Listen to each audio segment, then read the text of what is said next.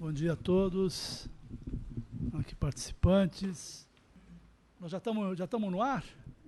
Então, bom dia a quem estiver nos acompanhando aí pela internet. Bom, em nome do IDS, eu queria saudar o Zé Eli por mais uma obra lançada e pela oportunidade de a gente junto poder organizar esse encontro informal para discutir um pouco sobre o tema que a obra suscita. E já te pergunto, Zé, se eu já podia pedir para o pessoal reservar já a agenda do ano que vem para o próximo lançamento, porque do jeito que o Zé Eli está indo, né? Então é o seguinte, já botem na agenda, por favor, mais ou menos dezembro, essa época de 2016, aqui com o apoio da Gi, aqui na Crisantempo, né, Gi? Nós vamos fazer mais um lançamento do Zé Eli. Mas, então, eu queria também agradecer muito as pessoas que aceitaram, nessa agenda tumultuada de fim de ano, participar desse encontro. O Eduardo Janete, o Hélio Schwartzman e o Marcos Boa, que estão aqui conosco para debater sobre os temas do livro. Agradecer a Crisantempo, essa parceria IDS Crisantempo, tantas coisas temos feito juntas e permitindo que a gente possa realizar essas atividades. E dizer que para o IDS é extremamente importante, uma oportunidade, uma honra sediar essa discussão, que será gravada. Nós vamos editar, inclusive, o vídeo, recolhendo os melhores momentos do debate e replicando isso na rede para que as pessoas que não tenham vindo, não estejam acompanhando, possam aproveitar desse encontro.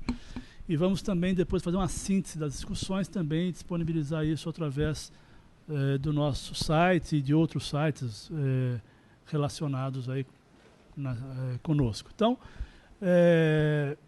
agradeço a presença, espero que seja muito bom o debate e passo de imediato a palavra, então, para o Hélio, para ele dar início, já que ele será o moderador desse nosso encontro. Hélio, muito obrigado. Bom dia a todos.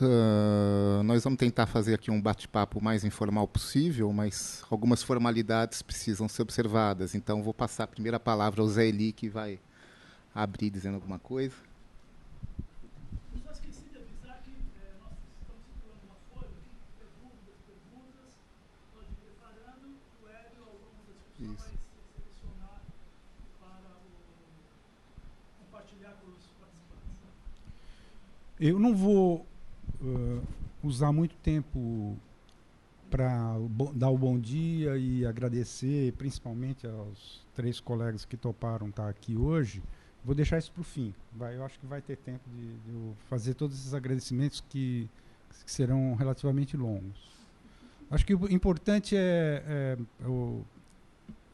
dizer para vocês que, em primeiro lugar, eu fico muito satisfeito de poder lançar um livro dessa forma e não com aquela coisa de noite de autógrafos, por várias razões, entre as quais por detestar fazer isso. E tem funcionado. O Edu até já não é a primeira vez que ele participa, já teve uma outra vez que ele esteve num lançamento anterior que foi lá.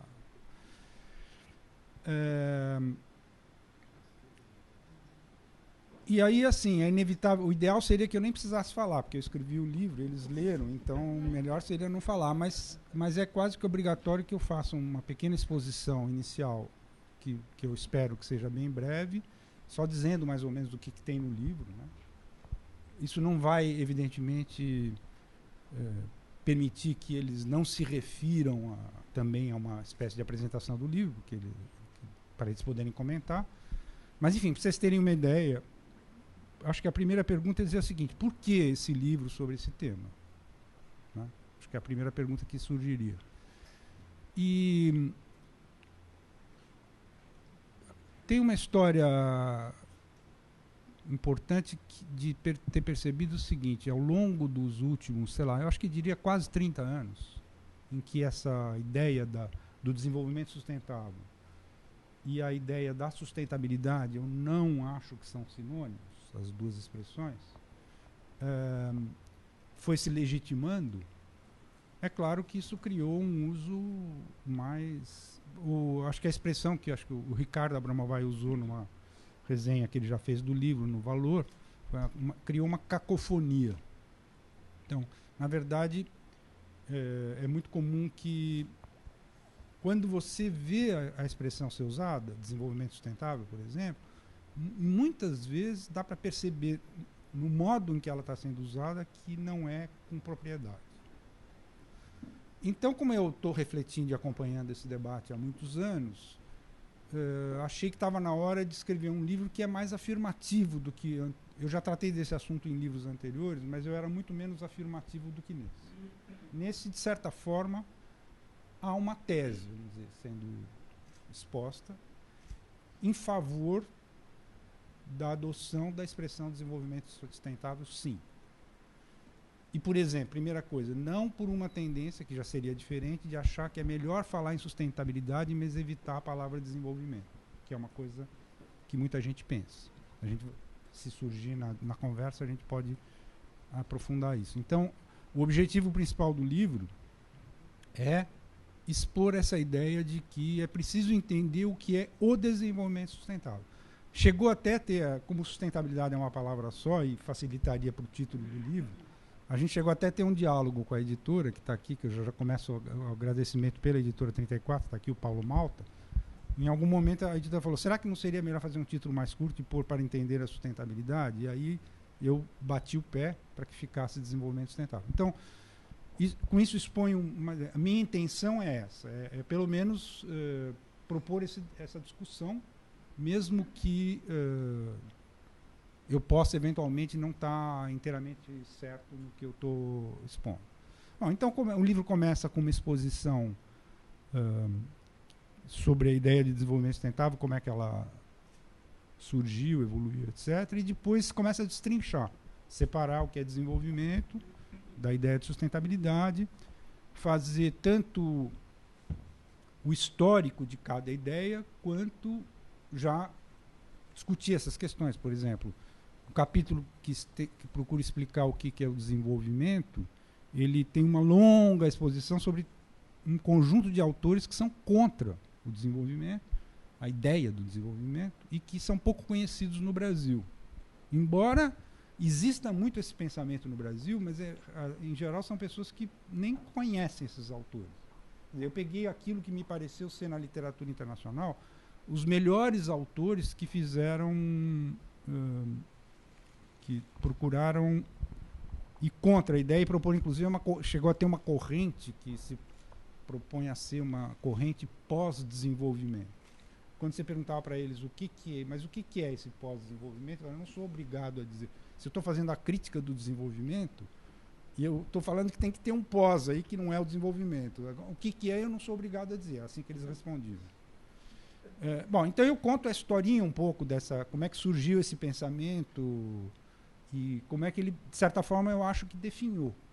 Essa corrente perdeu, ela teve muita audiência num certo tempo, principalmente na Europa, tinha uma audiência grande na mídia, inclusive, mas aparentemente, se não morreu completamente, está em extinção. Por quê? Porque paralelamente houve uma legitimação da ideia de desenvolvimento através do desenvolvimento sustentável, né, que foi cada vez mais importante. E aí o ápice, evidentemente, acabou de ocorrer com a adoção dos 17 Objetivos de Desenvolvimento Sustentável pela ONU em final de setembro, que constitui o terceiro capítulo do livro, que aí o que acontece? Depois de ter dito o que é desenvolvimento e o que é sustentabilidade, aí, a rigor, o livro poderia ter terminado aí, mas é o seguinte, tem uma coisa muito atual, que é essa ideia de ter 17 objetivos, muito difíceis, inclusive, de monitorar, porque, imagine, os ODM, os Objetivos de Desenvolvimento do Milênio, que foram adotados na passagem para o ano 2000 para vigorar até 2015, eram 8 só e assim mesmo era muito difícil, foi muito difícil de assimilar, etc. Mas o balanço que se tem é de que os ODM tiveram um papel muito positivo. E agora a discussão foi muito mais ampla, foi muito aberta, quer dizer, raramente pode-se citar um outro caso em que a ONU tenha tido tanta abertura para a sociedade civil como na participação desse. E aí, nesse debate sobre desenvolvimento sustentável para fazer os ODS, tem várias coisas.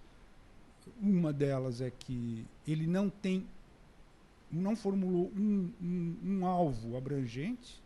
Então, os 17, em princípio, ficam meio cria uma certa dispersão e não tem algo que, principalmente em termos de indicador. Então, esse é o problema que o capítulo tenta enfrentar. Porque, então, está ligado com o problema justamente do processo de superação do PIB, que continua sendo. Embora a gente fale de desenvolvimento e não seja crescimento econômico, na prática, o crescimento econômico, o desenvolvimento é sempre avaliado pelo crescimento econômico e o uso do PIB. Então, vai demorar ainda para que isso deixe de ocorrer, que a gente substitua, mas, por exemplo, o candidato que apareceu é muito fraco, o IDH, o Índice de Desenvolvimento Humano. E nesse processo houve uma ideia de que você tinha que formular todos os objetivos de desenvolvimento sustentável, mas que não houve uma discussão sobre a necessidade de que isso fosse, então, ter uma qualidade de vida equitativa e sustentável. Isso não foi transformado num objetivo único que abrangesse os 17.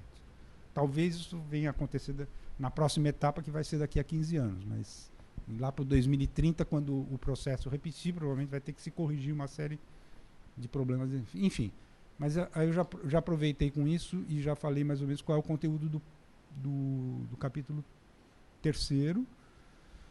No capítulo anterior, sobre o que é a sustentabilidade, eu proponho também uma discussão bem interessante, que não é muito comum, que é o seguinte: por que com a sustentabilidade também ocorreu a mesma coisa, banalização, uso indevido da expressão, etc., tem um certo número de pensadores que está propondo que o certo seria substituir a ideia de sustentabilidade pela ideia de resiliência. Aliás, um conceito científico, resiliência, muito mais assentado, tanto na psicologia quanto na ecologia, do que a palavra sustentabilidade. Sustentabilidade você não vai encontrar em nenhuma das disciplinas das humanidades, e muito menos nas ciências naturais, uma definição que todo mundo aceite. Né? Nesse sentido, não chega a ser conceito. Então, eu faço esse debate defendendo o que é muito melhor a sustentabilidade como noção para o desenvolvimento sustentável do que essa ideia de querer substituí-la pela ideia de resiliência. Bom, e finalmente, no último capítulo é o seguinte: falar disso tudo, desenvolvimento sustentável, 17 objetivos de desenvolvimento sustentável, tal, sem indicar por onde que está, qual é o principal desafio dessa ideia de desenvolvimento sustentável. Então, o último capítulo é dedicado justamente a essa problemática da descarbonização, com um risco que eu corri bem grande de escrever isso antes da COP21, bem antes, porque para o livro sair agora ele foi fechado em julho, mas acho que a ideia que eu proponho lá, vou dizer, só jogar assim a ideia central, é de que o processo de descarbonização está em curso, ele vai ocorrer. A minha impressão é de que nesse século, a menos que, sempre tem essa ressalva, tenha uso de armas nucleares, isso por enquanto foi possível evitar, mas a gente nunca sabe, a probabilidade, todos os que estudam isso a fundo, principalmente o pessoal de ciência política ligado às relações internacionais, acha que a probabilidade é ínfima de que uma democracia, os países centrais, vamos dizer assim, façam uso de armas nucleares. Mas a gente não pode excluir a possibilidade de que na periferia isso ocorra. Então, sempre tem que fazer essa ressalva. Porque se houver uso de armas nucleares, é absolutamente impossível imaginar o que seria o day after. Então, não acontecendo isso, a minha impressão é de que vai ocorrer a descarbonização, independente dessa discussão de 1,5 ou 2 graus, o processo provavelmente vai ocorrer nesse século, mas a ideia que eu tento expor no último capítulo é que vai se dever muito pouco ao regime climático. Isso que a expressão regime climático vai se dever muito pouco a essas negociações que a gente vem acompanhando há 20 e tantos anos, e que está já na 21ª Conferência das Partes. Quer dizer, praticamente é uma discussão que a gente vem acompanhando desde 92. E são inúmeras reuniões preparatórias para cada uma dessas COPs, etc. E os resultados, eles são muito importantes, e vai ser muito importante o resultado da COP21, mas como um mero sinalizador.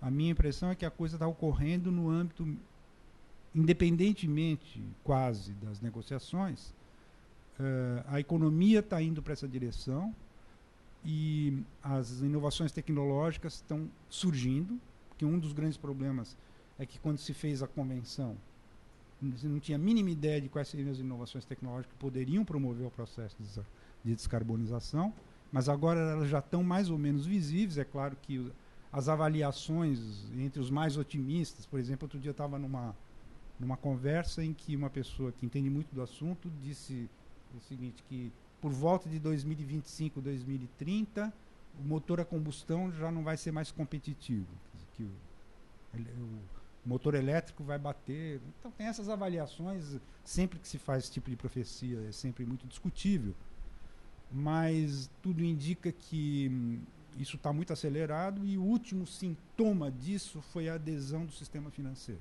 que só ocorreu agora. É engraçado porque o sistema financeiro ficou durante todo esse tempo meio que olhando para essa história como se não tivesse nada a ver com ele. E agora, ao contrário. Aí não está no livro, porque é uma coisa que eu fiz mais recentemente, mas eu publiquei um texto num livro que foi organizado pelo ex-deputado Alfredo Sirques, um livro que está sendo distribuído lá na COP, fazendo uma tentativa de avaliação de como é que está essa movimentação do sistema financeiro em relação à descarbonização. E é até difícil de acompanhar. Então é muito mais por aí que as coisas estão ocorrendo do que por uma influência muito grande dessas decisões do tipo, nós queremos tomar uma decisão na COP que obriga o tal grupo de fazer isso ou aquilo.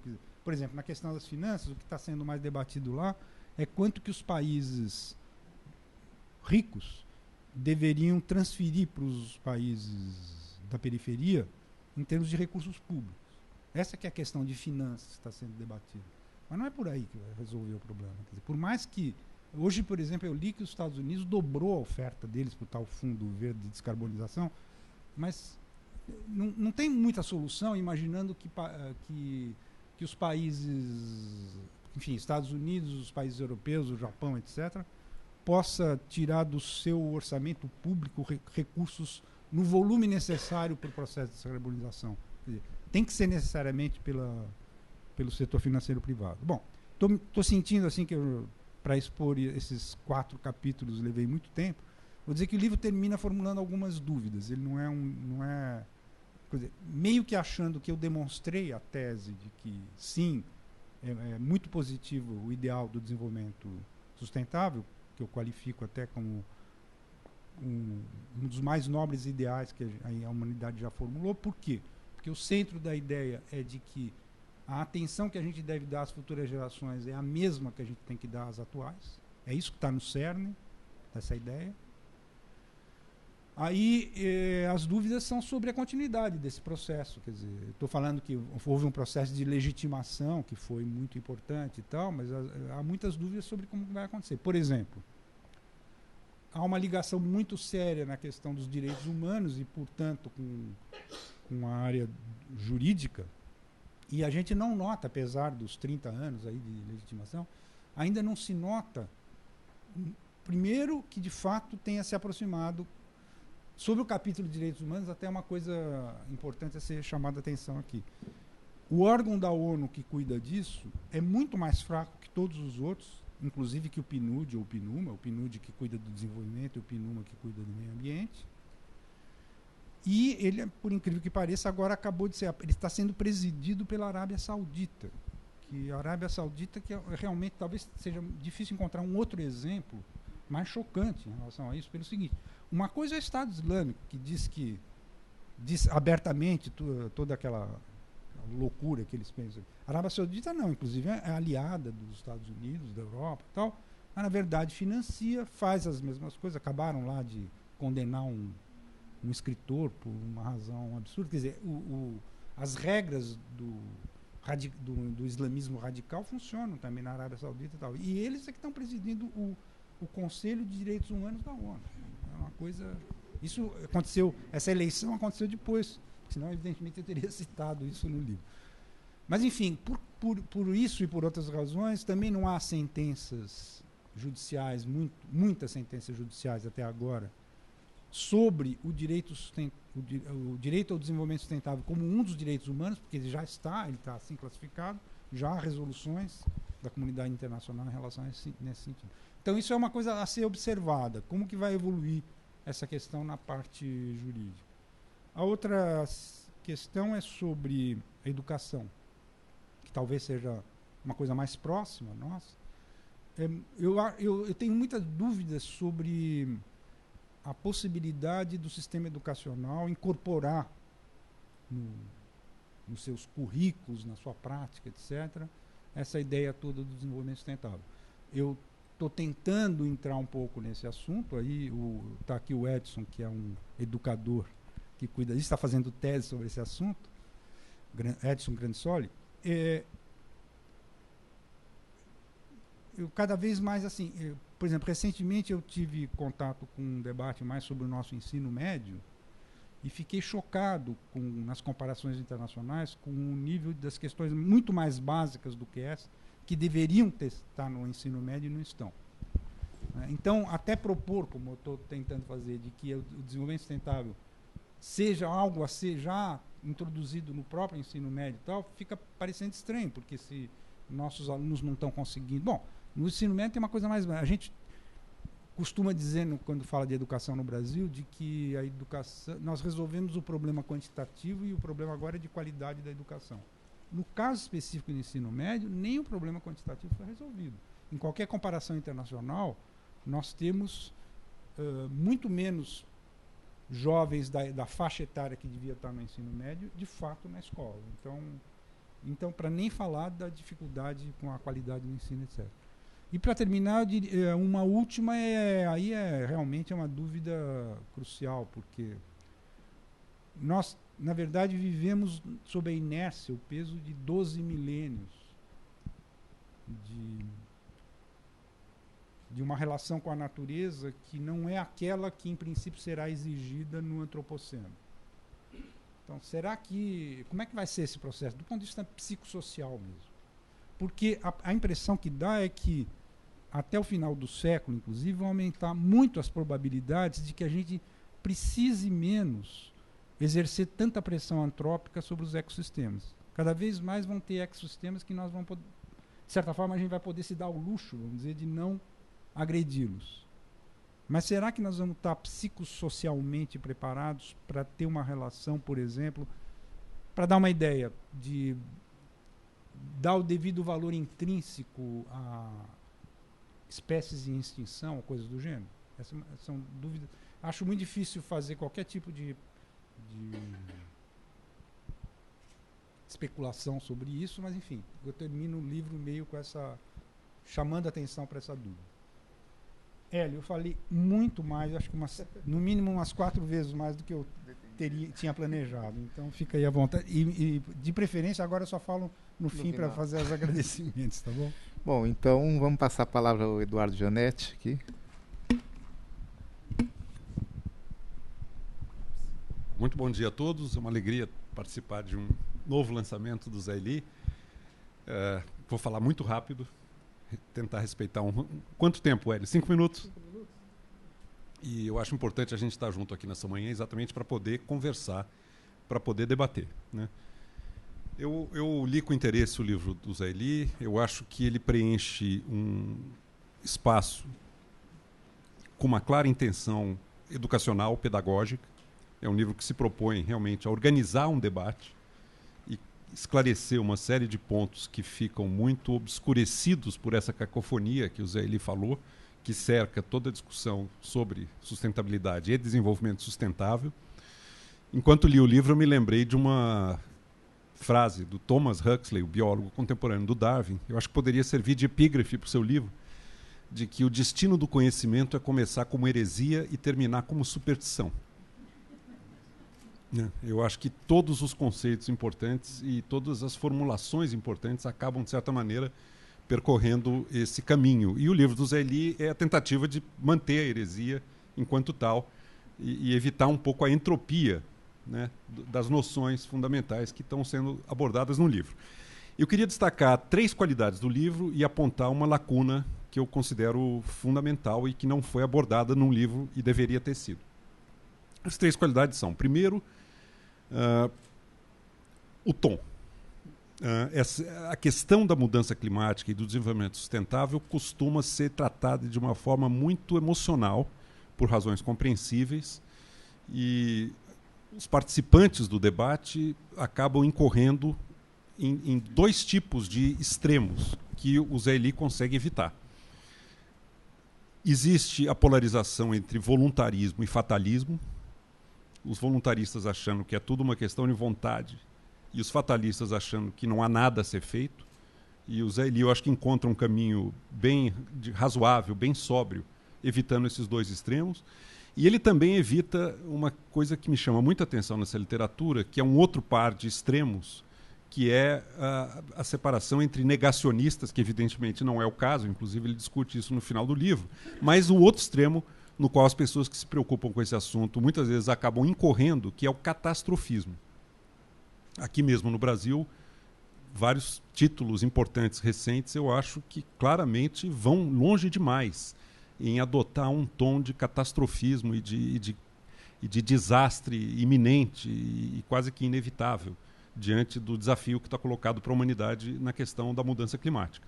Eu vou citar, por exemplo, o antropólogo Eduardo Viveiros de Castro, né, que realmente abandonou qualquer compromisso com uma certa sobriedade de previsão e adotou um tom extremamente radical, catastrofista, e um trabalho de peso recente, que também eu acho que vai muito para esse lado, eu não sei quantos aqui chegaram a ver, de um professor da Unicamp, Luiz Marx, chamado Capitalismo e Colapso Ambiental, que está muito marcado por esse catastrofismo, assim, que eu acho contraproducente até para quem quer tornar esse assunto mais presente no debate, porque cria uma situação de terror absoluto em que as pessoas acabam se assustando e fechando, vão para o negacionismo.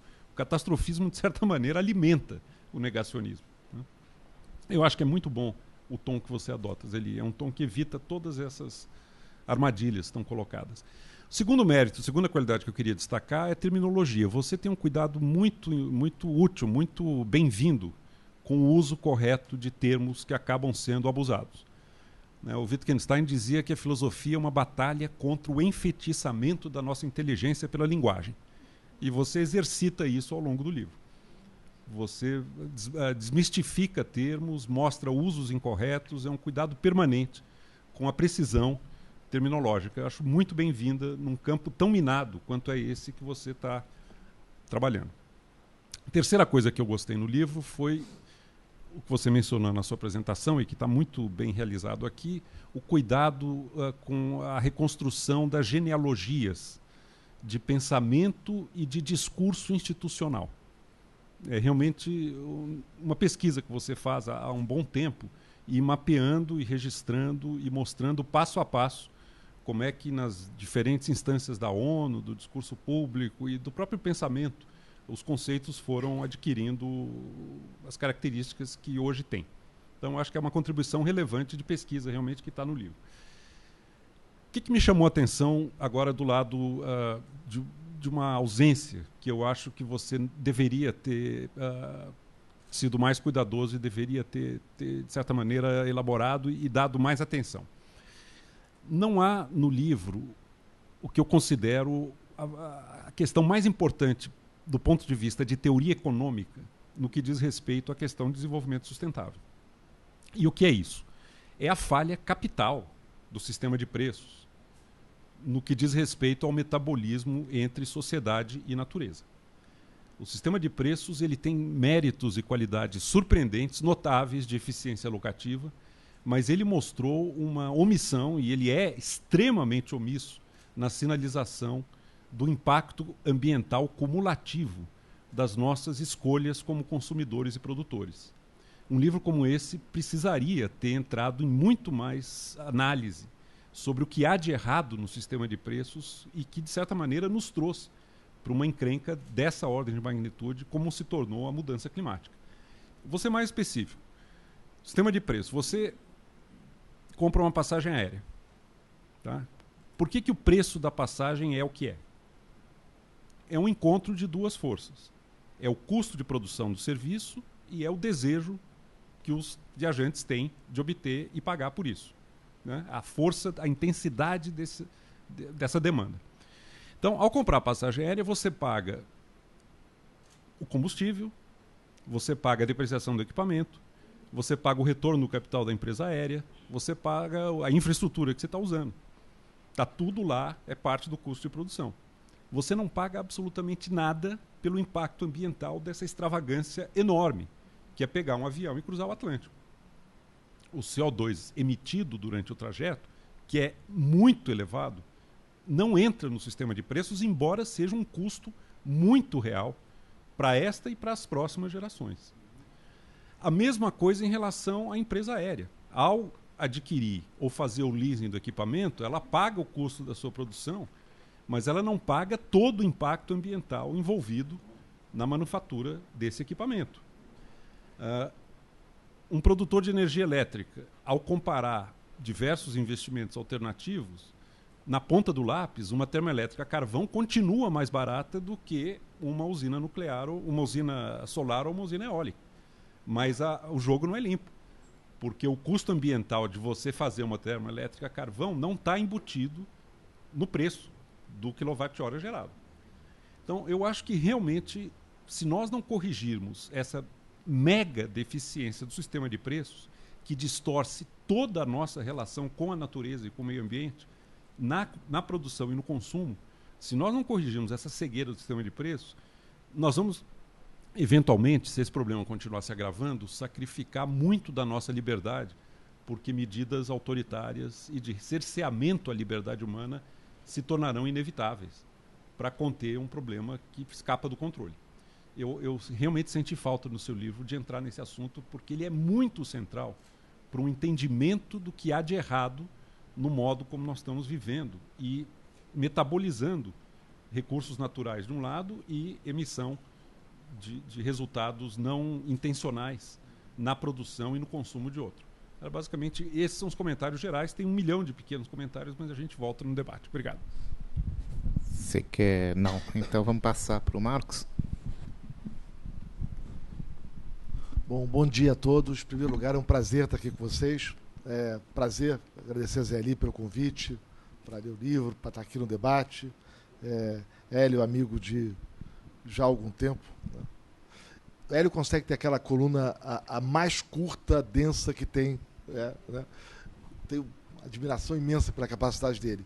Tem uma outra lição aqui hoje, que é jamais aceitar vir para um debate com o Edu. Né? Porque depois que ele fala, o que você vai falar? Né? Eu achei que ele estava lendo. Né? É impressionante, né? A qualidade. Né? Vou fazer aqui alguns pontos rápidos. Acho que o Eduardo tocou nos pontos, concordo com todos eles. Acho que o tom sóbrio é fantástico no livro. Acho que tem... E tem vários temas bacanas ali. Acho que a discussão sobre ampliar as escolhas individuais, o desenvolvimento sustentável, né, como o espaço da ampliação das escolhas, e que não se limita a uma discussão exclusivamente sobre o meio ambiente. Né? E aí toda a discussão sobre quais são os indicadores adequados para mensurar. Né? Bom, o Brasil está vivendo o desafio, a crise de um país que escolheu o populismo ao invés da sustentabilidade. Né? A crise fiscal que a gente vive é exatamente a crise de um país que escolheu ser populista, gastar o que tinha na fase boa e comprometer o futuro.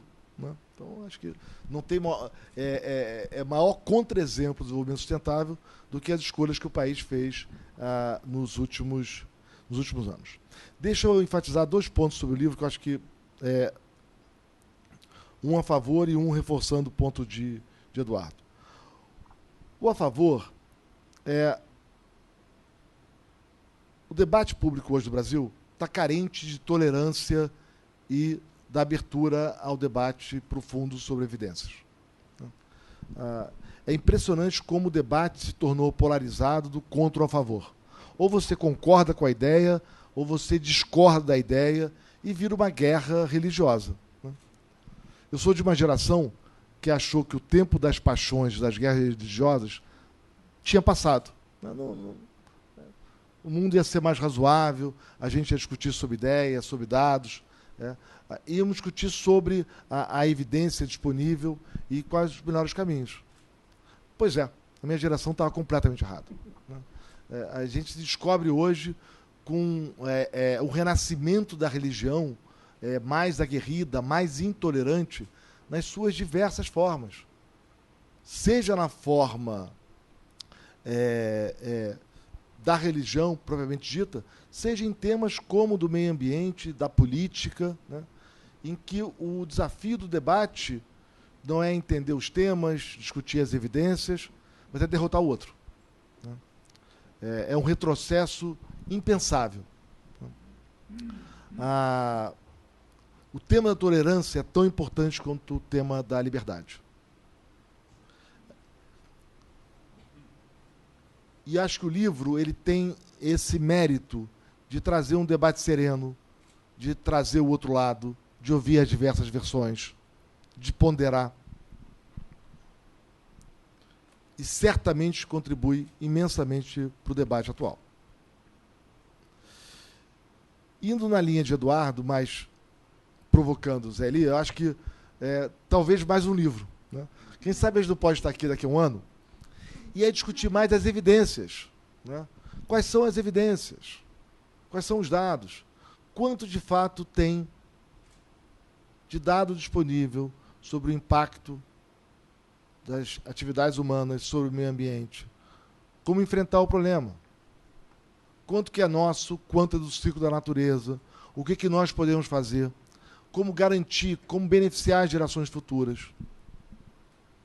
Esse debate polarizado, em que você começa o jogo sabendo o resultado, ele agrada a política, ele agrada a retórica, ele não agrada a política pública. O ponto de Eduardo é correto. Né? Sistema de preços, para funcionar bem, tem que botar preço em tudo que tem impacto social. E esse é um tema conhecido da economia tradicional há muito tempo. Se as externalidades não são adequadamente precificadas, a solução de mercado não é a mais eficiente. Isso não é um defeito da solução de mercado, não é um defeito do sistema de preços. É um defeito nosso, como reguladores, de não precificar adequadamente o que tem que ser precificado. Se a viagem aérea tem um impacto sobre o meio ambiente, cabe ao regulador estimar adequadamente qual é esse impacto e precificar. Se a emissão de alguma fábrica sobre o rio tem um impacto sobre o meio ambiente, cabe ao regulador precificar esse impacto. Para isso é preciso dado, é preciso estimativa, saber exatamente quanto que é o impacto daquela atividade sobre o meio ambiente que não está capturada pelos sistemas de preços privados. E a regulação adequada resolve o problema. Desde que as estimativas sejam adequadas, precisas, os temas debatidos com profundidade. Desde que a gente saia da guerra religiosa para o mundo da evidência, dos dados. Então, o meu convite ao Zé Eli, vou respeitar aqui os 5 minutos, vamos trazer isso para a discussão. Eu acho que falta um pouco. A gente teve um seminário recente lá na escola, uma semana, sobre o imposto sobre carbono. Você olha a evidência sobre qual deveria ser o imposto adequado para as emissões de carbono. É impressionante como os dados são díspares. Eles variam em uma ordem de magnitude, 10 vezes. Né? 10, 15 vezes de divergência entre os dados. Errar para um lado ou para o outro é prejudicial para a sociedade, é prejudicial para o desenvolvimento sustentável. Então, acho que falta uma agenda serena, tolerante, que conviva com a divergência, que aceite a evidência dos dados, que estime efetivamente quais são os impactos e que a gente possa trazer propostas concretas para enfrentar os dilemas que são nossos e nossos filhos. E que eu espero a gente não venha fazer com o meio ambiente o que a gente fez com a nossa economia. Você quer agora... Não? Então vamos passar para uma segunda rodada entre o Edu e o Marcos. Aí a gente... Ou as perguntas do público. Eu? Falar alguma coisa. O Edu só escreve. Não é a minha. Tem que pensar, assim. Né?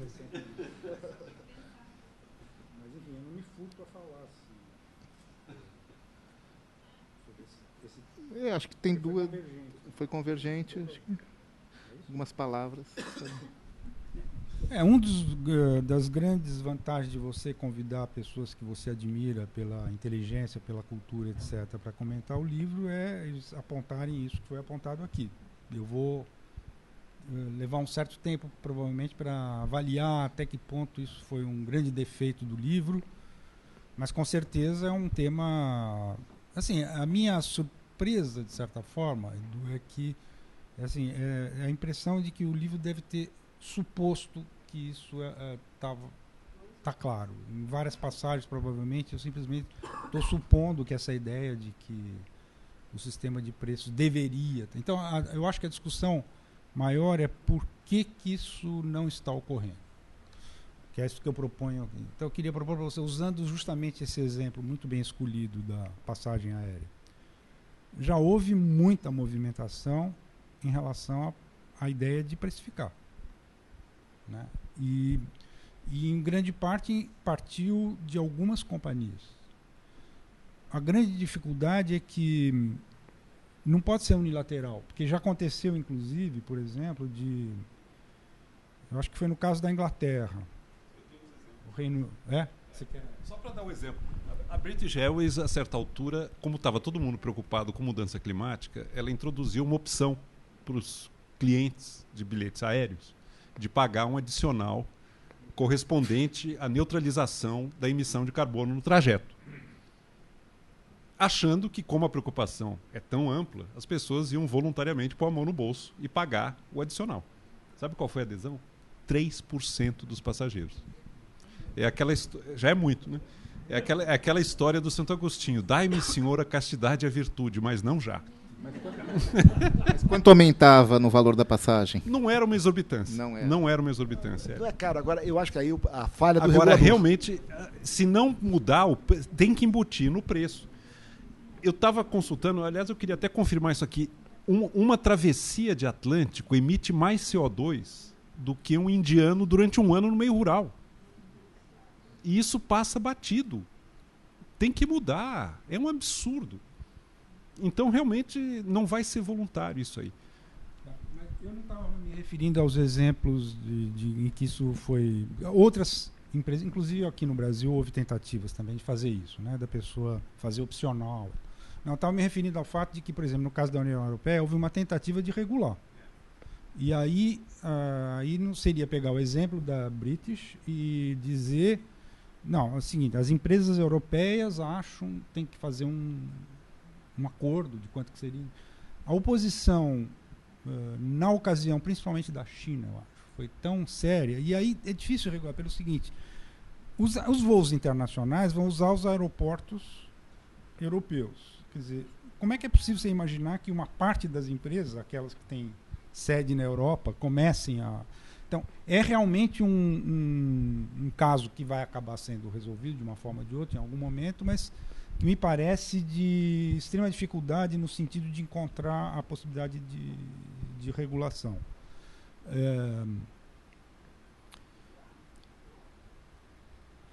Aparentemente, as coisas têm caminhado... Em casos menos complicados com esse, eu tenho a impressão que essa precificação tem ocorrido. Fala. Não, o que eu acho que aí resgatando o ponto que o Eduardo fez antes, eu acho que o debate exagerado da catástrofe, né, o debate que infla, que acha que vai ganhar pelo convencimento, exagerando a desgraça, ele atrapalha a resolução do problema. Ele é profundamente prejudicial a enfrentar o problema. Porque no exagero, o debate fica polarizado e domina a paixão e não o enfrentamento real dos problemas. Eu acho que na medida em que a gente consiga avançar uma agenda que de fato estime o impacto, que documente o impacto. A gente viu como em vários hábitos regulares da vida cotidiana, nós mudamos, né, as nossas opções pessoais. Né? Por quê? Porque vinha evidência. Os hábitos alimentares, os hábitos de saúde, os hábitos de prática de exercício. Quer dizer, como a sociedade foi incorporando mudanças de hábitos, na medida em que a evidência boa foi sendo feita, não o discurso da catástrofe. Né? Então, eu acho que tem um desafio aqui, para quem tem a preocupação com o meio ambiente, com a sustentabilidade, que é, vamos fazer o debate tolerante e informado. Eu acho que na medida em que se documente a evidência, se documente o impacto preciso da viagem aérea, ao uso de pastagens no agronegócio, né, torna-se mais fácil a sociedade encarar uma agenda difícil, mas necessária, né? Agora, enquanto o debate optar pelo discurso da catástrofe, das cores vivas, para comover e ser pouco embasado, aí a agenda, isso é na contramão do avanço da agenda. Isso pode ajudar a retórica, isso pode ajudar a política, isso não ajuda ao avanço de medidas que, de fato, caminham na direção do desenvolvimento sustentável. Para tentar aumentar um pouco aqui a discussão sobre essa história de precificação, quer dizer, uma coisa razoavelmente simples seria transformar o preço da viagem aérea em mais imposto, você aumenta o preço, inibe um pouco até as viagens, mas para fazer mais sentido a precificação dessa externalidade, você teria que, em tese, reverter esse dinheiro captado para alguma ação de ambiente. Acho que tem a impressão que aí vai haver menos consenso ainda e fica mais difícil ainda resolver. Vocês é que são os economistas aqui. Não, ali, em princípio, se você botar um imposto, você resolve, do ponto de vista da eficiência locativa, você resolve o problema. Você inibe a viagem. Inibe um pouco o desenvolvimento. Isso, não. Mas o desenvolvimento é sustentável, de longo prazo, né? É você garantir a troca de hoje por amanhã, né? Você, ao inibir, ao você reduzir o número de viagens aéreas, isso é, na medida que você fazer a viagem aérea, você incorpora o preço do querosene, do avião, da manutenção, do aeroporto e do impacto sobre o meio ambiente, a escolha social torna-se ótima. Quer dizer, eu comecei a tentar responder um pouco ao assunto e fui para o exemplo específico das viagens aéreas, que eu considero um dos mais intrincados. E cheguei a dizer, em outros casos está andando, tal. Mas, vamos dizer, nesse caso especificamente, não vai começar setorialmente pelas empresas de aviação, mas a questão que está colocada aí, de qualquer jeito, é a de precificar o carbono emitido, independente de qual for. Então, como é que isso está ocorrendo? Isso eu acho que o livro trata um pouco. Então, é importante resgatar isso aqui. O que aconteceu? A convenção, que aí entraria numa discussão de por que demorou tanto, por que a Convenção do Clima, de certa forma, impediu que fosse mais rápida a precificação das emissões de carbono. Sem entrar muito em detalhes anteriores ao Protocolo de Kyoto, o Protocolo de Kyoto foi firmado num momento muito específico em que havia uma ofensiva imensa. Eu não gosto desse termo, porque acho que virou isso que atrapalha o debate que o Marx tanto está enfatizando. Mas o tal do neoliberalismo. Não teve momento mais sério que isso. Quer dizer, o pessoal que negociou em Kyoto foi, na verdade, levado para Chicago para fazer lavagem cerebral. Não, verdade, inclusive o pessoal que não era economista. Por quê? O que estava em jogo lá? É o seguinte, todos os economistas que tinham estudado a questão antes falavam isso, que acabou de ser dito aqui de cara, imposto. Quer dizer, seria pela tributação que iria ser o caminho para que o carbono viesse a ter um preço. Né? A minha impressão, inclusive, é que isso é unanimidade, não que é pela tributação, mas que o carbono tem que ter um preço, é uma unanimidade para os economistas, uma das raríssimas. Agora, quando você fala assim, como é que faz para ele ter preço, aí tinha uma tese que era contrária à tributação, por razões óbvias, não sei se eu preciso explicar porque que a gente é contra aumentar tributo, né? Mas, enfim, havia essa reação imensa contra a tributação, contra esse tipo de regulação, e a ideia era o seguinte, não, o que faz o preço é o mercado. Então, você tem que criar um mercado para o carbono. Né? Então, isso venceu, essa tese venceu no Protocolo de Kyoto e ela era baseada no quê? Numa experiência que foi altamente positiva. É quase sempre há uma armadilha que é o seguinte: o êxito, num caso, faz você transpor para uma situação inteiramente diferente e a mesma forma. Onde é que funcionou maravilhosamente bem? Na questão da chuva ácida. Por quê? Com uma diferença imensa. Eram poucos emissores e as tecnologias que tinham que ser adotadas praticamente estavam na prateleira, vamos dizer assim. Então, na medida em que você propõe às empresas que aquelas que são mais rápidas na adoção das inovações possam vender os seus direitos de emissão àquelas que precisam, de certa forma, comprar tempo para se adaptar, sendo uma coisa que tem poucos agentes envolvidos, funcionou muito bem. A única discussão é que no início da proposta não tinha ficado clara a ideia de que tem que ter um teto do volume total das emissões e que ele tem que ser progressivamente indo baixar. Então, os direitos que vão ser transacionados, o volume desses direitos ele vai diminuindo no tempo. Mas uma vez essa fórmula tendo sido encontrada, eu tratei isso com imensos detalhes no outro livro sobre o mesmo tema, que é de 2005, que é Desenvolvimento Sustentável, o Desafio do Século XXI. Que aí eu conto a historinha toda, que como aconteceu nos Estados Unidos, como é que foi a formulação desse mercado e assim por diante. Bom, então, como no protocolo de Kyoto venceu essa ideia de que não era para ir para a tributação e tinha que fazer mercados de carbono, o pessoal começou a executar. Qual foi o melhor mercado de carbono que surgiu? O melhor que existe até agora? O europeu, o ETS. Bom, aí, tirando de lado coisas que eu acho até secundárias, como, por exemplo, a primeira ideia foi o seguinte, que os direitos de emissão, então, foram meio que alocados gratuitamente as grandes empresas que poderiam participar do mercado. Demorou um tempão para perceber, cair a ficha de que não, tinha que ser por leilão. Tirando o fato de que nessa alocação era totalmente arbitrário quanto que você ia dar para essa ou aquela produtora, usina de produção de energia. E aí a corrupção, evidentemente, aparece na coisa de, bom, quanto é que você vai dar para a empresa tal da Inglaterra, tal da França, assim por diante. Então, malgrado tudo isso, montou-se um mercado de carbono. O que acontece? Como num mercado como esse só pode participar grandes emissores, você não pode pedir para que porque as emissões de carbono, elas são extremamente e difusas, né? Tem um termo melhor que esse que está me escapando. Então, você não vai conseguir colocar num mercado como esse todos. Então, passou um tempo, deu para calcular. A maior parte dos países que tem vamos dizer, a decisão política já de levar com seriedade a questão da descarbonização, eles foram fazer as contas e viram que só 30% das emissões do país passava. O caso da França, um pouco menos ou um pouco mais no caso do Reino Unido, coisa parecida. Então, aí é que esses mesmos países começaram a falar, não, só o mercado de carbono não vai resolver, nós vamos ter que também ter imposto.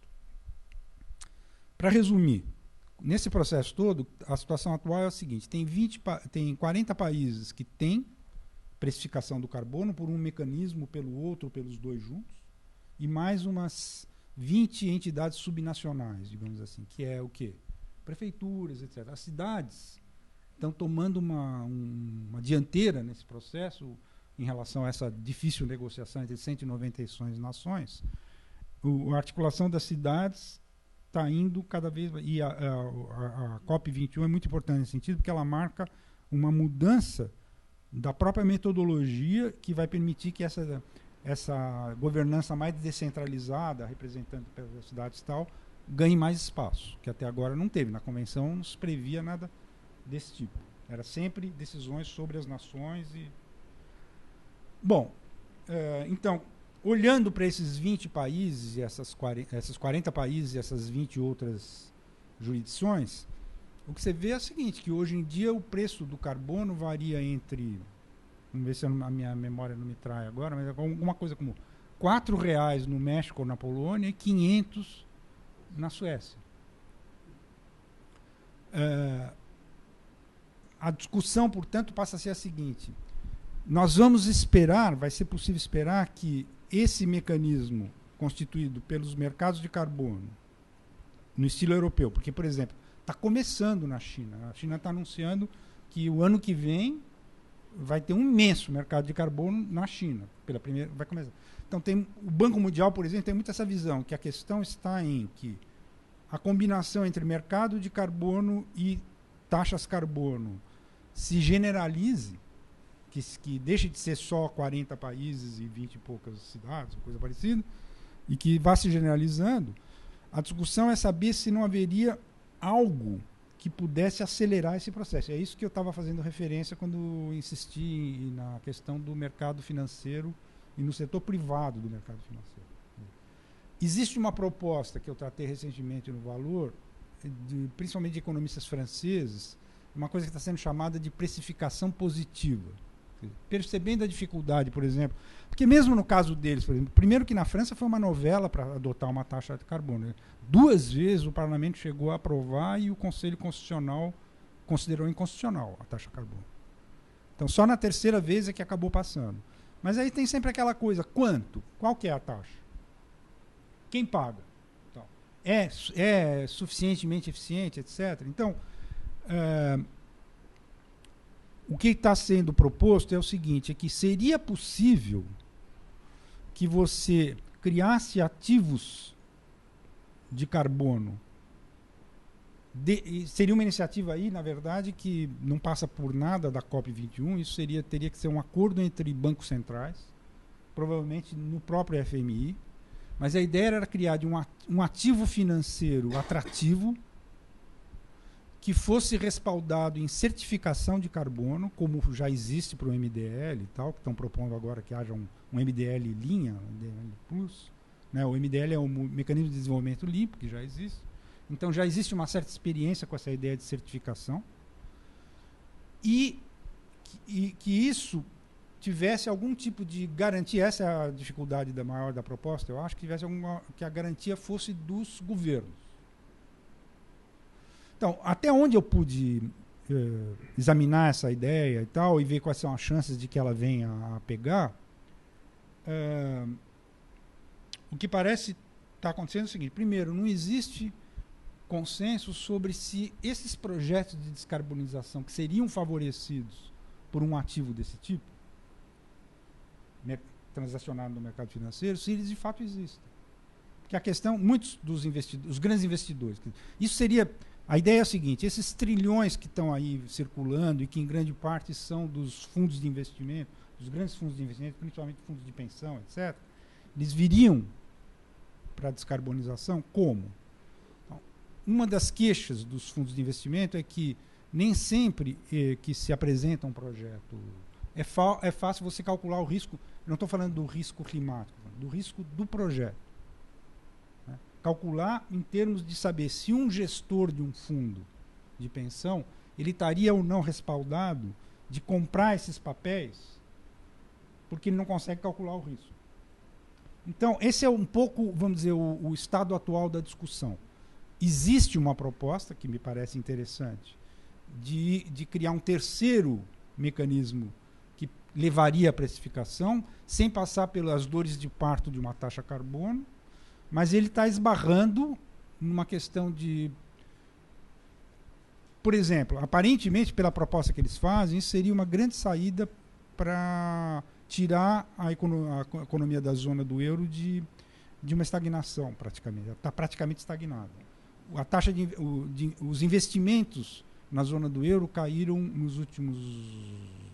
Agora não vou me lembrar quantos anos, mas assim, da crise, vamos dizer, do auge da crise para cá, 2009, por aí, 20%. Então, a proposta está sendo formulada, inclusive, não tanto em dizer, olha, isso aqui é a questão que vai resolver o problema climático. Não, está sendo proposto para o seguinte: isso aqui é uma coisa que pode tirar a zona do euro da estagnação. E, além disso, ajuda o clima. Eu não sou capaz de dizer para vocês quais são as chances de que uma proposta como essa ocorra. Mas ela seria uma proposta diferente, uma terceira proposta, que não ficaria presa às dificuldades do mercado de carbono, até onde a gente pode observar a experiência, e evitaria uma dificuldade muito grande, que é em relação a uma discussão em qualquer país sobre criar uma taxa carbono. Tem saída que você sempre pode dizer que você vai introduzir uma taxa carbono, mas vai manter a neutralidade, isto é, algum outro imposto vai diminuir. Os melhores casos, tipo alguns estados do Canadá, etc., em geral usaram isso, fazendo com que seja uma redução do imposto de renda às pessoas jurídicas. Né? Agora, o que eu queria ressaltar, sobretudo, só para finalizar, é o seguinte, que essa ideia básica para nós, que tem que ter preço, não é admitida por muitos países ainda. Por exemplo, não é consenso no G20, embora, por exemplo, o Banco Mundial, a Christine Lagarde, todo mundo está nessa de que tem que ter imposto, tem que ter preço. Mas, nas discussões, ficou muito claro que países... É sempre citado o caso específico da Índia, porque talvez seja o mais... e com argumentos muito sérios. O que eles basicamente dizem é o seguinte: nós temos uma população muito grande que sequer tem acesso à eletricidade.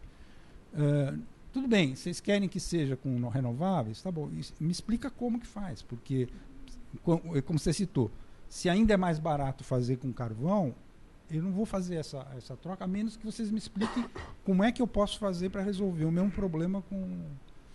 Então, essas dificuldades todas têm que ser levadas em conta para entender o porquê que a precificação do carbono ainda vai demorar, uma precificação razoável do carbono ainda vai demorar muito tempo, do meu ponto de vista, e que não estão claros os caminhos, mas com certeza, do meu ponto de vista, não é suficiente o que foi criado até agora, que é vamos dizer, a criação do tal ETS, mercado de carbono, e falei muito, né? E o pior é o seguinte, aqui tinha mais uma coisinha que eu ia dizer que está me escapando. Bom, estamos começando a receber as perguntas do público. Tem uma aqui do Armando Gonçalves, ele tem uma para o Zé Eli e outra para o Marcos e para o Eduardo. Eu vou começar pelo Marcos e o Eduardo para dar um tempo para o Zé Eli respirar. No que o ensino de economia e de administração tem que mudar para incorporar o desenvolvimento sustentável? Olha, eu acho que o ensino de economia não tem que mudar, tem que mudar a política. Né? Isso é tema da economia há 50 anos, 60 anos. Aliás, em Chicago, né? Começou o Coase lá, ganhou o Nobel. Né? O Pigou já fez a taxa em 1920. Né? O Marshall antes e depois o Coase, que ganhou o Nobel, um advogado ganhou o Nobel de Chicago, de economia. De novo, o que eu acho... Mas acho que a pergunta se referia mais à ideia de desenvolvimento sustentável do que... Mas desenvolvimento sustentável é o tema da economia. Acho isso é curioso. Quer dizer, e isso casa muito com os temas que o livro do Zé Eli trata lá no capítulo 1, capítulo 2, quando discute a discussão dos indicadores e de que significa o desenvolvimento sustentável. Né? As escolhas das famílias, todo o debate do 100, né? Que está no seu livro. Esse é a economia, esse é o tema da economia. A dificuldade não está. A dificuldade está em primeiro saber o seguinte: qual é de fato o impacto do carbono? Vamos medir direito. Não dá, a taxa não vai. Você falou de 40 para 500, né? O meu número de 4 para 500, né? A minha variação que eu tinha na cabeça era um pouco menor, mas Aqui está em dólar. Está em dólar. Bom, verdade. Não temos boas estimativas. Nós não fizemos nosso dever de casa. A gente fica preocupado, a gente fala sobre o problema, não estimamos, não temos números confiáveis. Qual é o impacto de uma viagem de São Paulo para Nova York? Não sabemos direito os números. Os números sobre o agronegócio no Brasil são absolutamente disparatados. Um não conversa com o outro. A gente fica citando um número grande para ganhar o debate, mas não fizemos nosso dever de casa, de conversar com a academia, de estimar. Eu acho que hoje tem um dever de casa a ser feito por nós. De fato, qual é o impacto? Tem que precificar. Eu acho que tem que botar imposto. Tá? O liberal aqui acha que não vai ter mercado que vai nascer nessa história. Né? Mas tem um trabalho importante do diálogo, da evidência empírica, de saber exatamente quais são, ter bons dados, boa evidência. A boa notícia é que começam a surgir centros de pesquisa fazendo isso. Mas esse trabalho tem que ser feito para ajudar. Eu acho que o desafio não está nas faculdades de economia, no ensino de economia, o desafio está na política e no nosso trabalho de, junto com a academia, levantar a evidência mais robusta para ajudar no debate. Só uma coisinha, você não mencionou o Instituto Escolhas, mas está presente o tempo todo no que você está falando. Eu acho que era uma oportunidade, muita gente aqui pode não saber ainda. É novo, né? É novo. Não, os Institutos Escolhas são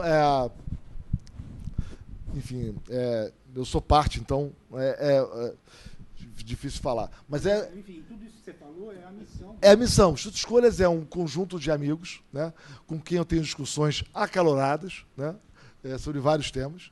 Mas é um conjunto de amigos que veio com preocupação ambiental.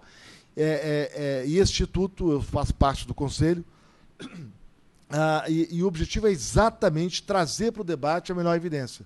Começar a sistematizar os dados, a evidência, botar estimativas, né, de fato, sobre o impacto dos temas ambientais, do agronegócio, questão do desmatamento. O primeiro trabalho foi publicado há 2 semanas, lá na escola em que eu trabalho, que é o INSPER, né, sobre exatamente o imposto sobre carbono, né, na linha do que Zé ali estava mencionando. Tem outros trabalhos sobre o tema de energia, e a agenda é essa, a agenda é procurar colaborar.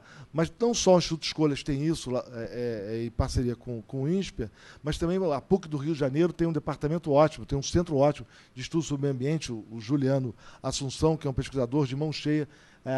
Tem muita evidência surgindo. Eu acho que o momento agora é de trazer os dados, a evidência para o debate, para auxiliar. Do que comentar? Eu queria fazer 2 observações. Primeiro, retomar um ponto que o Zé Eli estava abordando no final da fala dele, que é o problema da equidade, o problema da Índia. Um dos números que mais me chamou a atenção em tudo isso que está sendo discutido sobre mudança climática foi levantado, foi calculado, foi estimado pelo economista Partha Dasgupta, da Universidade de Cambridge. Olha que coisa impressionante. Nós somos 7 bilhões de seres humanos. O 1 bilhão no topo da pirâmide de consumo responde por metade das emissões de carbono mundial. 1 bilhão. Os 3 bilhões seguintes da pirâmide respondem por 45% das emissões globais. E os 3 bilhões na base da pirâmide respondem por 5%. Quem é que vai pagar a conta da mudança climática? São os 3 bilhões na base da pirâmide. Isso é de uma iniquidade, é um absurdo sem tamanho. Esse 1 bilhão vai ter que pagar pelo estrago que está causando. E que é metade das emissões globais. Eu acho que os indianos têm razão. Essa conta vai ter que ser paga. Né? E a precificação, eu não vejo outro caminho que não precificar carbono. Por tudo que eu tenho estudado, quem está mais avançado nisso são províncias canadenses, como British Columbia, que está conseguindo resultados de queda de 5% a 15% em emissão com precificação de carbono. O curioso do modelo canadense é que eles deram autonomia para as províncias, são os estados, adotarem os seus próprios modelos de precificação e uso da receita. Alguns estão compensando com redução de outros impostos, que eu acho muito interessante, e outros estão usando o recurso para financiar novas tecnologias, que é um outro caminho, para dar alternativas de baixo carbono. Agora, essa disparidade de 1 bilhão de seres humanos entre 7, que responde por metade das emissões totais, é um descalabro. Isso é uma loucura. Está ligado ao ar-condicionado aqui. Os americanos consomem em energia elétrica só para eletricidade, só para ar-condicionado, mais do que o continente africano consome energia elétrica para tudo. E a Índia está querendo ar-condicionado. A China também. E os africanos mais do que todos. E aí? E saiu um trabalho americano mostrando que ar-condicionado salva vidas, né? Sobretudo de idosos nessas ondas de calor. Será que é por aí?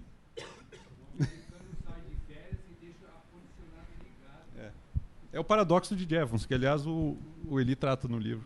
Aumentou tanto a eficiência energética dessa maquininha que ficou barato usar. Todo mundo deixa. Eu vou falar uma palavrinha sobre teoria econômica agora. Eu acho que há algo profundamente errado na teoria econômica em relação ao meio ambiente. E não adianta colocar isso num guetozinho de uma cadeira optativa chamada economia do meio ambiente. Não adianta. Nós vamos ter que levar muito mais a sério o fato de que a economia é um subsistema da biosfera, da geofísica. Isso não tá longe de ter sido devidamente elaborado e teorizado ainda. A economia sempre morreu de inveja da física. Né, o Schumpeter, o grande historiador econômico e historiador das ideias econômicas, o Schumpeter dizia que a economia está para a astronomia, que é a rainha da física, né, a astronomia. A economia está para a astronomia como a República Dominicana está para a França. É a colônia imitando a metrópole. Mal e grotesco. Vamos lá, vou provocar Tem aqui. toda uma linha de grandes pensadores econômicos que começam com Malthus, passa pelo Marshall e chega no Georgescu, o Reagan, entre outros. O Stuart Mill eu não colocaria... Tem um capítulo. Um capítulo maravilhoso, mas na teoria econômica, Danilo, ele ele é um clássico à la Ricardo. Ele não é o Malthus é super atento para o fato de que a economia é parte de um metabolismo entre a sociedade e o mundo natural. Essa linhagem, o Marshall falava que a meca e não a meca da economia era a biologia e não a física, e outros. Mas eu acho que a teoria econômica vai ter que se desvencilhar desse complexo de inferioridade da física, com modelos matemáticos de uma incrível e elegantíssima abstração, mas que tratam a natureza como cera, que aceita qualquer desaforo, e vão ter que começar a estudar ecologia, biologia, meio ambiente, e entender a complexidade e a gravidade dessa relação entre homem e natureza. Eu acho que a teoria econômica está muito atrasada nesse aspecto. Você quer defender a economia? Eu vou defender a economia aqui, provocar o Eduardo. Eu acho que tem um ponto que eu acho que a economia, sobretudo no Brasil, ela tem, de fato, uma deformação de formação. Né? O Brasil tem uma economia que é meio peculiar. Né? Os termos que a gente discute aqui em economia, da macro, do câmbio, dos juros, esse certo fetichismo que a gente tem com alguns termos, isso é nosso.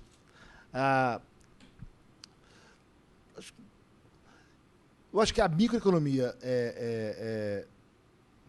tradicional, ela lida sim com esses temas. Ela incorpora esses temas. Né? Ela pode talvez não ter dado o destaque que deveria, não ter dado a ênfase que deveria. Não vamos entrar aqui numa... não sei se a astronomia é rainha ou não da física. E analogias são sempre preocupantes. Né? O Zé estava falando antes, raciocinar por analogia pode levar a boa retórica, não sei se leva a bons resultados. Mas qualquer análise, não acho que há uma mudança do pensamento econômico, talvez seja uma mudança da ênfase e, de fato, dos pontos fundamentais. Quer dizer, há uma externalidade negativa da atividade humana sobre o meio ambiente. A externalidade negativa tem que ser precificada. E acho que esse é o consenso entre a gente. Tá? E precisa de bom diálogo com a biologia, com a física, para estimar exatamente quais são os impactos que tem a atividade humana sobre o meio ambiente. E isso deveria se traduzir em tributos ou em preços correspondentes. Eu acho que esse é o ponto consensual entre nós três. Né? E esse é um caminho para enfrentar os desafios do meio ambiente. Não. Acho que vai.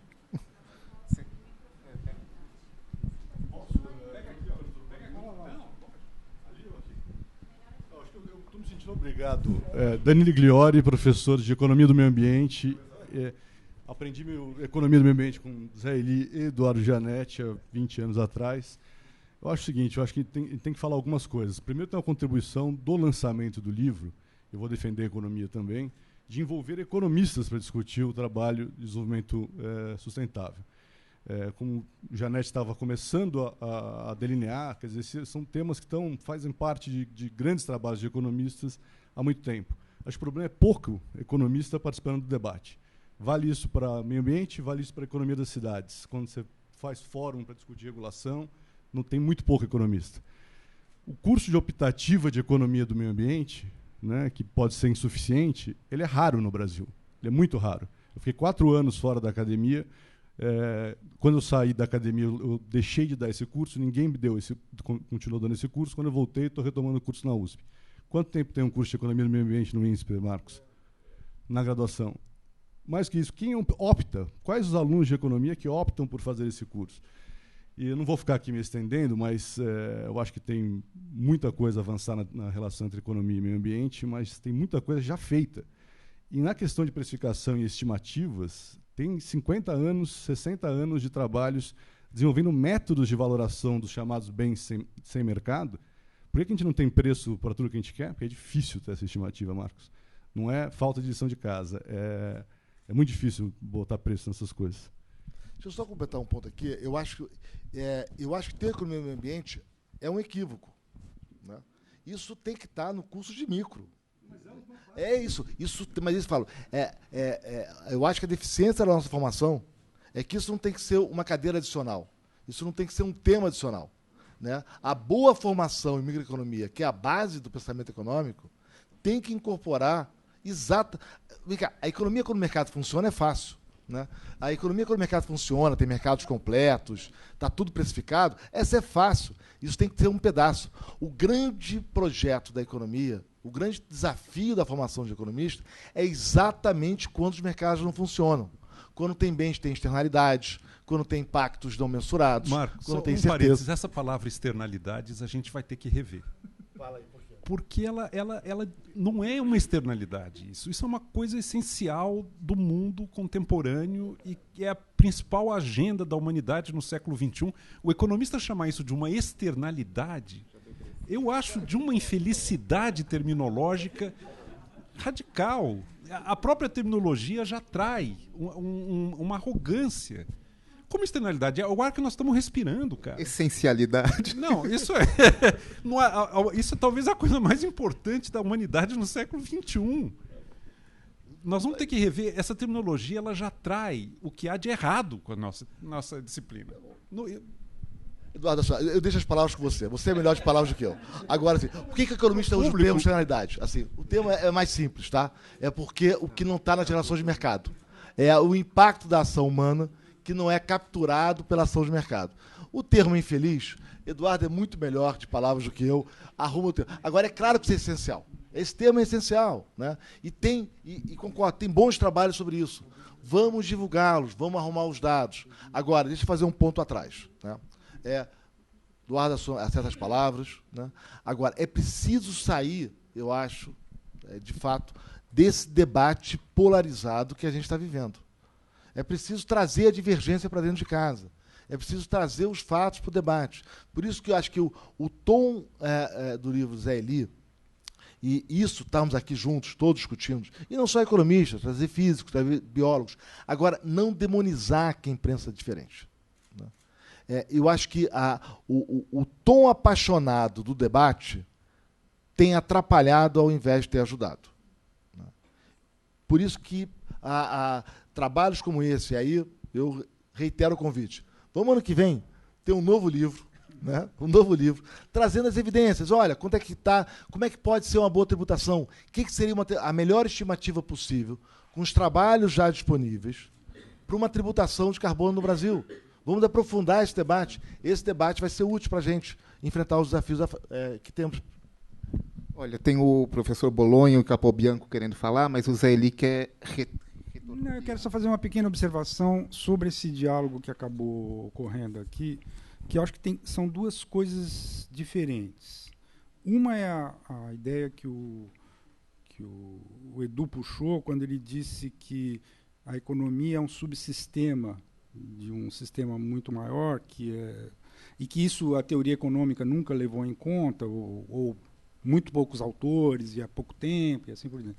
Então, é importante dizer o seguinte, que baseada nessa ideia, surgiu há 20 anos, 25 anos, uma corrente chamada economia ecológica, que fundou, como sempre, né, uma sociedade internacional de economistas ecológicos, tem um capítulo dessa sociedade no Brasil, do qual nós procuramos, na medida do possível, fazer parte, etc. Mas o que eu queria chamar a atenção para vocês é o seguinte, é que o balanço desses 20 anos da economia ecológica não é dos melhores.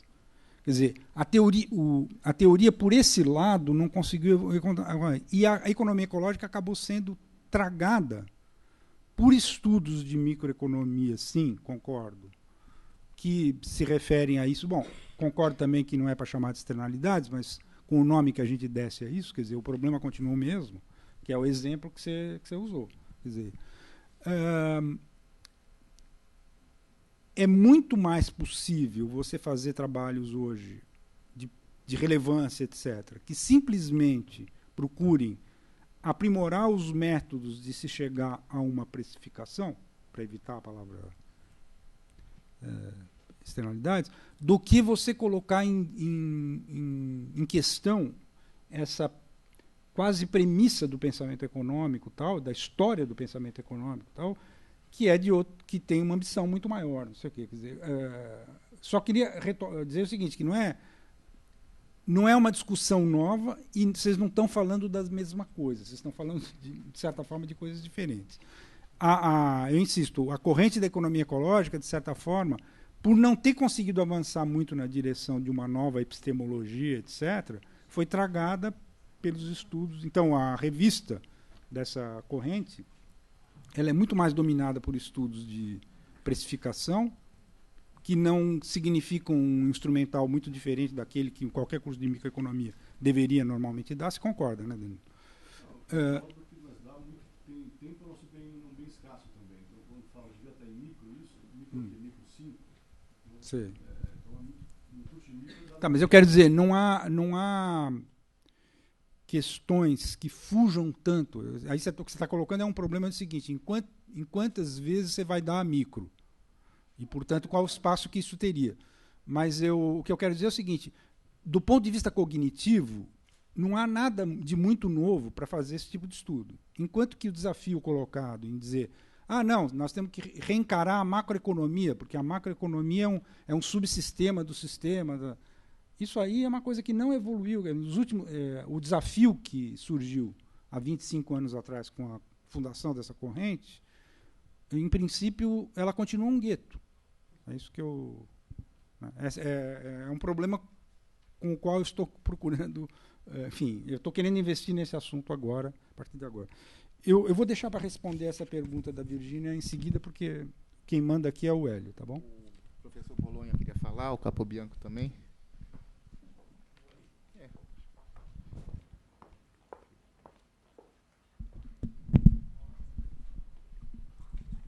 Na verdade, quero apenas fazer uma pergunta. Eu não fiz por escrito porque ela precisa de uma certa ilustração. Muito obrigado aí pela oportunidade, parabéns pelo livro e pela mesa, né? Mas é o seguinte, eu sofro, por aqueles que aqui que não me conhecem, de uma espécie de condenação, né? Que é trazer alguma pimenta psicológica para a racionalidade dos economistas, né? Então, formulando de uma maneira muito rápida a questão, e acho que, em princípio, é para o Eduardo e para o Marcos, os componentes não racionais dessas condutas, que em última análise remontam, por exemplo, à questão do Rousseau sobre a desigualdade entre os homens, e que isso se deve à velocidade com que se apropriam da natureza. Acho que o Eduardo ilustra muito bem a questão da pirâmide, né, dos 5% finais, os mais prejudicados.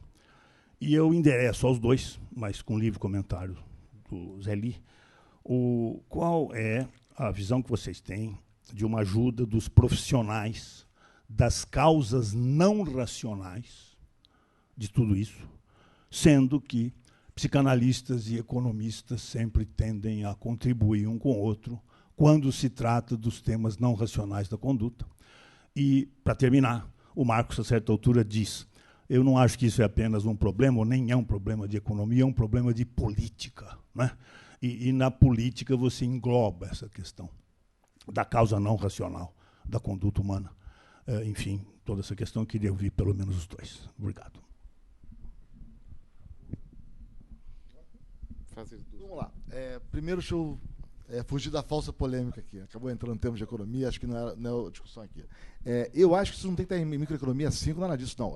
Ensinar economia, para mim, é isso. Tá? Para mim, ensinar economia é ensinar quando o mercado não funciona.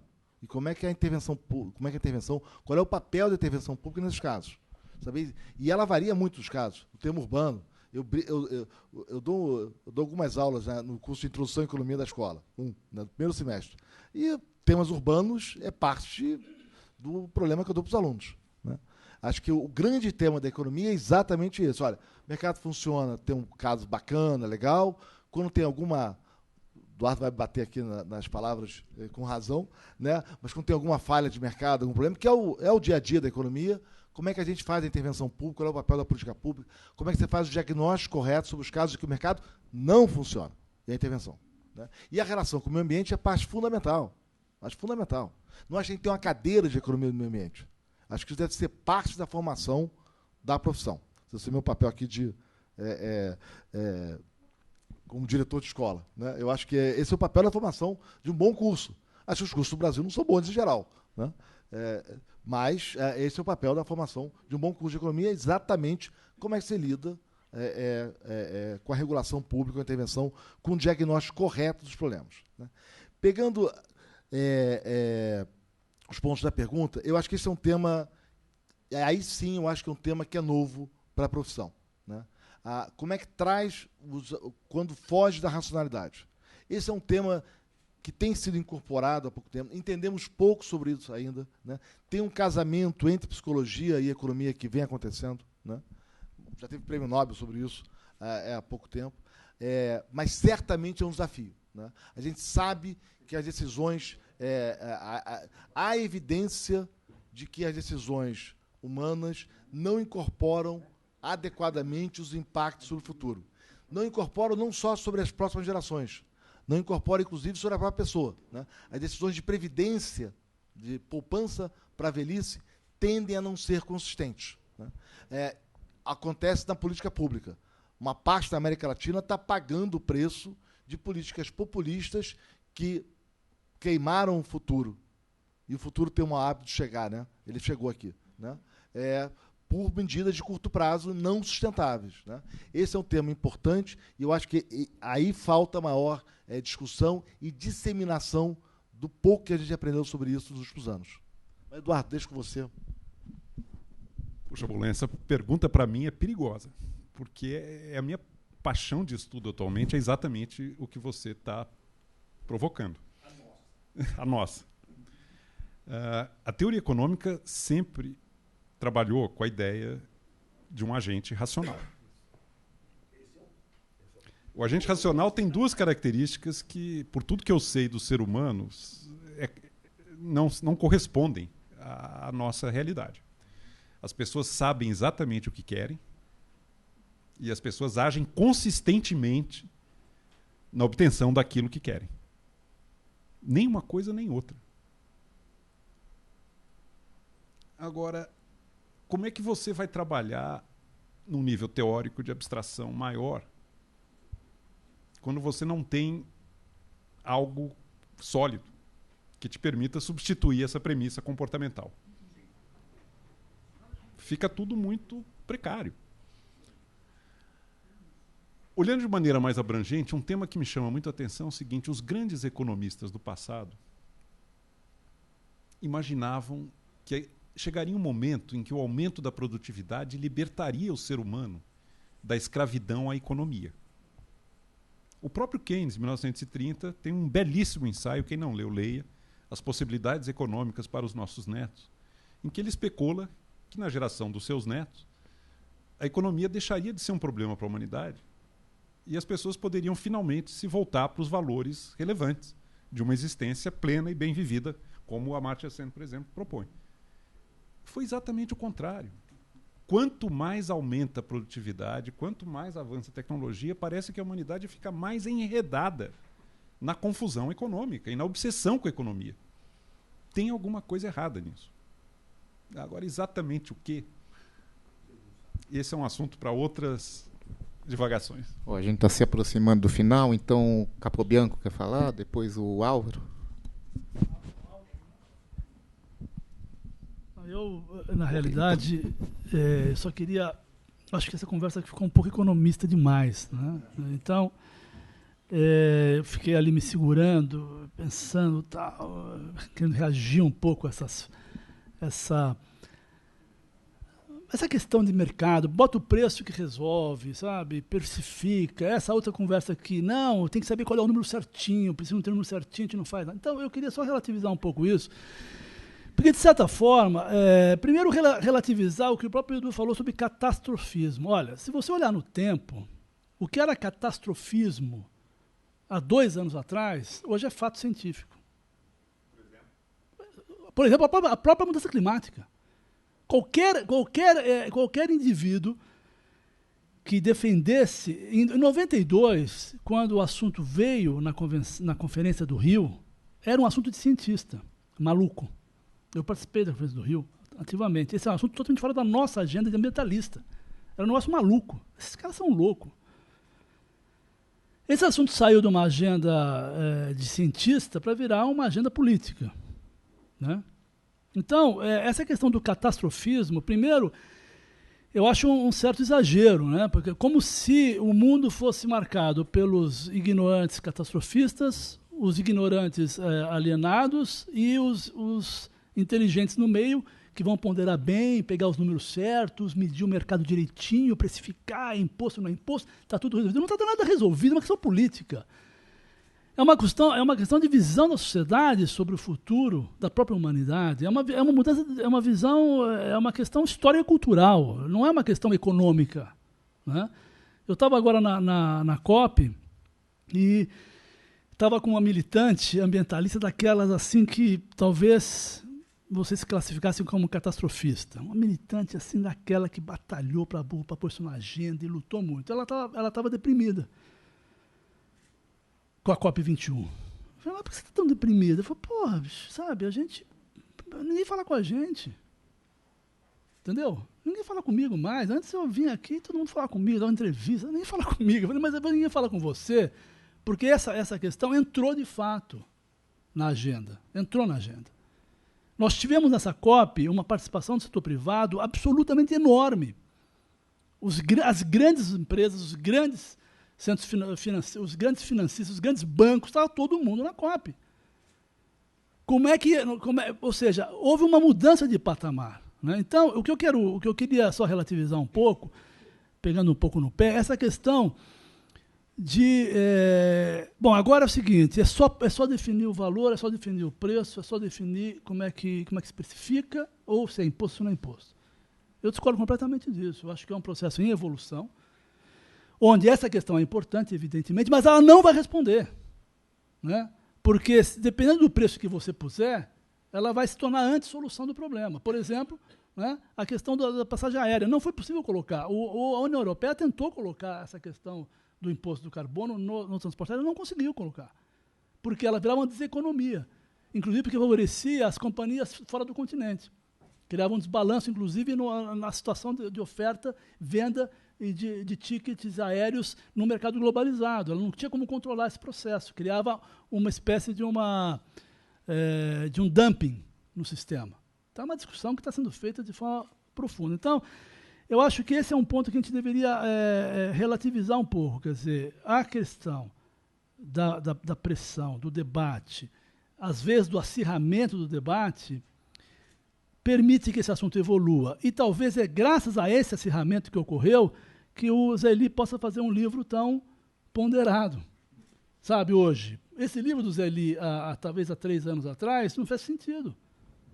Se fosse tão ponderado assim. Hoje talvez faça sentido mesmo, porque há um certo consenso, há um certo entendimento, e agora se busca consolidar mecanismos que possam, de fato, evoluir. Mas a agenda sempre estará aquém, na minha visão, das medidas extremas que estão sendo adotadas. Só para encerrar, como diria lá o representante de uma das ilhas do Pacífico, dizia o seguinte: nós somos responsáveis por ele falou assim mesmo, 0,0005% das emissões. Nós vamos ser o primeiro país a sucumbir. Né?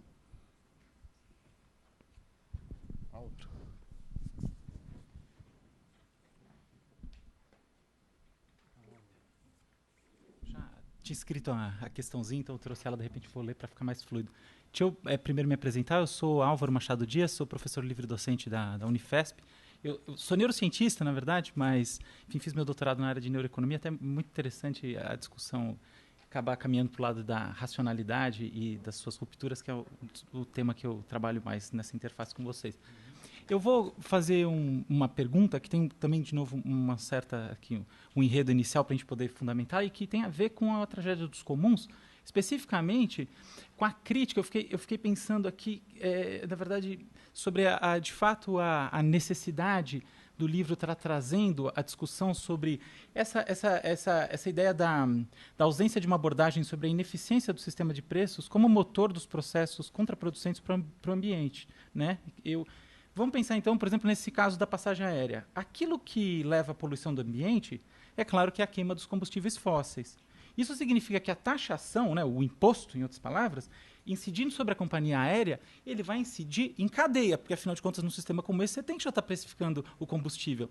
E a hora que você você cria essa cascata de impostos, talvez você crie um desincentivo para o setor e um Estado que, no todo, é Pareto ineficiente, porque, afinal de contas, o setor vai estar prejudicado, as pessoas vão estar prejudicadas em relação aos outros setores que não estão sofrendo essa cascata, que não tem essa transformação toda acontecendo no meio do caminho.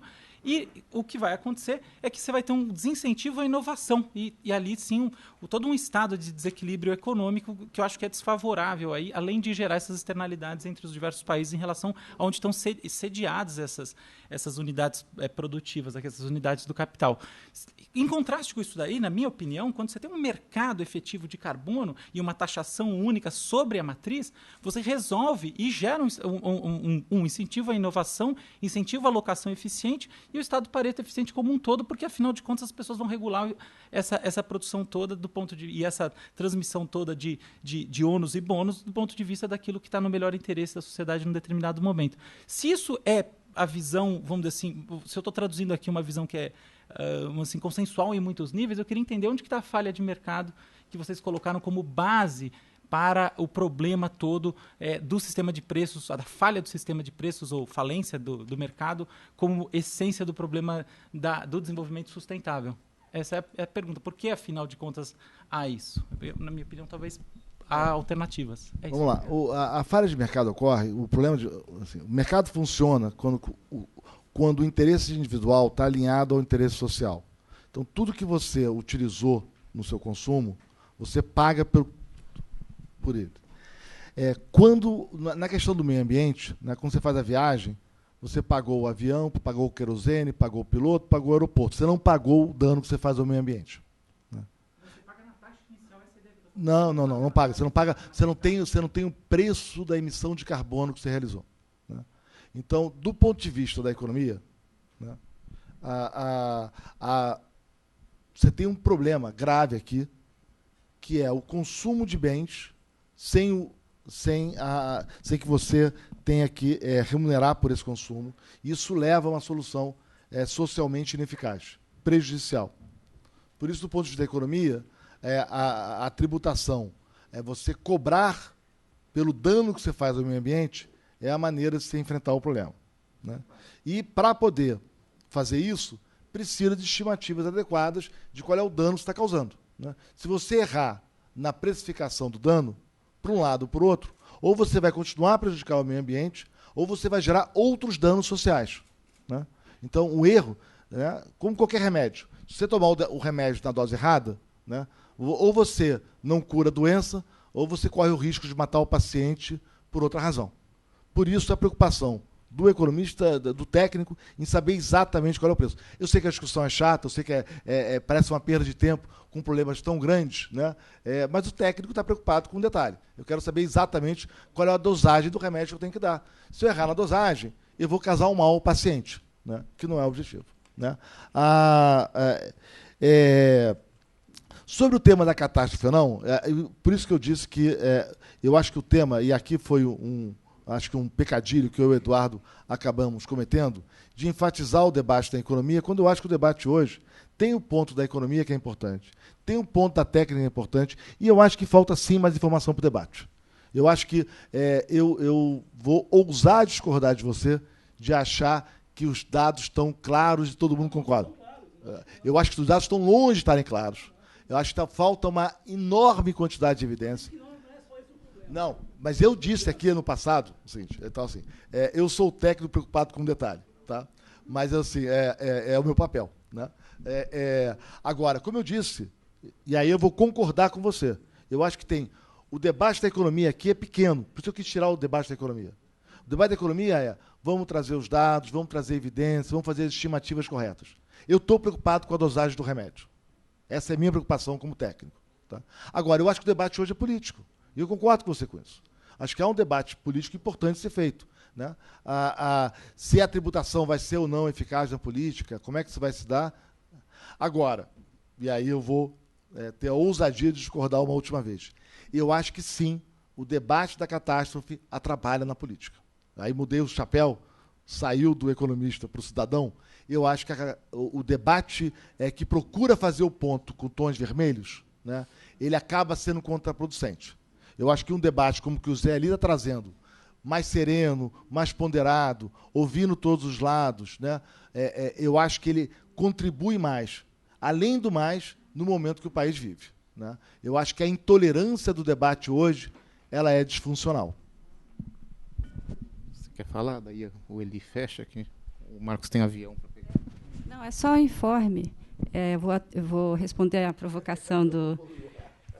Vou responder a provocação do Edu em nome da Sala Crisantempo, porque eu desliguei o ar refrigerado. Eu sou uma... E eu sou uma militante anti-ar refrigerado, né? Não tenho em casa. Aqui é uma linha ecológica. Deu um trabalhão, demorou meses para a gente acertar, deu tudo errado. E está aí, tá. Mas essa cultura do ar refrigerado gelado, eu acho assim o fim. E a gente realmente é uma grande mudança cultural que, né, esperamos ver pela frente. Eu queria dar 2 palavrinhas sobre a intervenção do Capô. Primeiro, Capô, nós estamos de acordo imaginar que a correção dessa deficiência do sistema de preços dá conta do recado é um equívoco. Se passou essa ideia, eu me penitencio. Nada é tudo, inclusive isso. Isso não vai dar conta do recado, mas isso é parte da solução. Eu acho muito difícil conceber uma solução abrangente para o caminho em que nós estamos, que não contemple esforços no sentido de corrigir uma gravíssima deficiência do sistema de preços, que é a sua cegueira em relação às trocas entre sociedade e natureza, metabolismo. Então, nada é tudo, isso não é tudo, não é só isso, mas isso é parte. E eu acho que há uma enorme resistência política a aceitar isso. E é preciso entender e trabalhar para que essa resistência política seja atenuada e seja eventualmente vencida. Catastrofismo. Eu sou um colecionador do longo histórico de alarmes falsos em relação ao meio ambiente que vem sendo sistematicamente feito desde os anos 70, pelo menos. A gente tem um histórico inacreditável de alarmismo, catastrofismo, previsões, cenários cataclismáticos que não se materializaram e que prejudicaram muito o amadurecimento desse debate. E existem pessoas que continuam assim. Isso não contribui para um real enfrentamento do problema. Gera até uma atitude fatalista e interdita um debate. Porque tem que haver um território comum. Existem muitas incertezas. Por exemplo, a questão dos eventos climáticos extremos. Até que ponto nós podemos entender o acirramento desses eventos como resultado da acumulação de gases nocivos na atmosfera? Por tudo que os cientistas até agora descobriram, em alguns casos sim. Por exemplo, ondas de calor. Em outros casos não tem evidência que sustente. Por exemplo, chuva, inundações. Tem muita coisa acontecendo. A gente tem que ter uma certa humildade cognitiva. O nosso desconhecimento também é abissal em relação a essas coisas. Clima é uma das coisas mais intratáveis de complexidade que se pode conceber. Pela quantidade de variáveis implícita, pela maneira caprichosa como elas interagem e pela própria imprevisibilidade das escolhas humanas, que afetarão o curso dos acontecimentos. A economia é uma espécie de meteorologia em que a previsão do tempo afeta o próprio tempo. Se as pessoas mudam o comportamento com base em alguma previsão, isso afeta objetivamente o curso dos acontecimentos.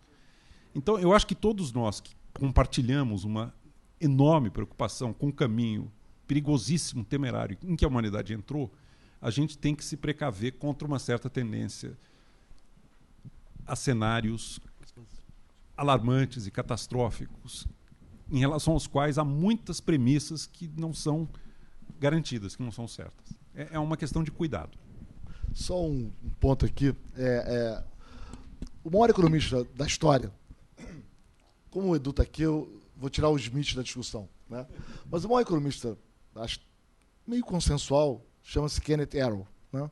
O Arrow é o pai do Sen. Tá? O que o Sen fez, o Amartya Sen fez na vida, é um pouco um desdobramento, né? É um corolário do trabalho do Arrow, que no meio do caminho destruiu o utilitarismo na ciência política. Deve ter aí uns 5 ou 6 prêmios Nobel na praça, todos filhos do Arrow, Spencer, Stiglitz e vários outros. Está vivo ainda, inclusive, uma pessoa de uma doçura e uma gentileza impagáveis, né? O Arrow começou tentando estudar meteorologia, né, nos anos 50. Né? A formação dele no começo da faculdade, em Colômbia, era meteorologia. E aí um dia falou: Marcos, meteorologia e clima, temas muito difíceis. Então fui para economia. O Zé Eli quer encerrar, porque a gente já excedeu. Eu vou pedir desculpa aos que me enviaram algumas perguntas específicas. Não seria apropriado agora, no final, tratar delas. Eu fico devendo, tento fazer por e-mail ou como for.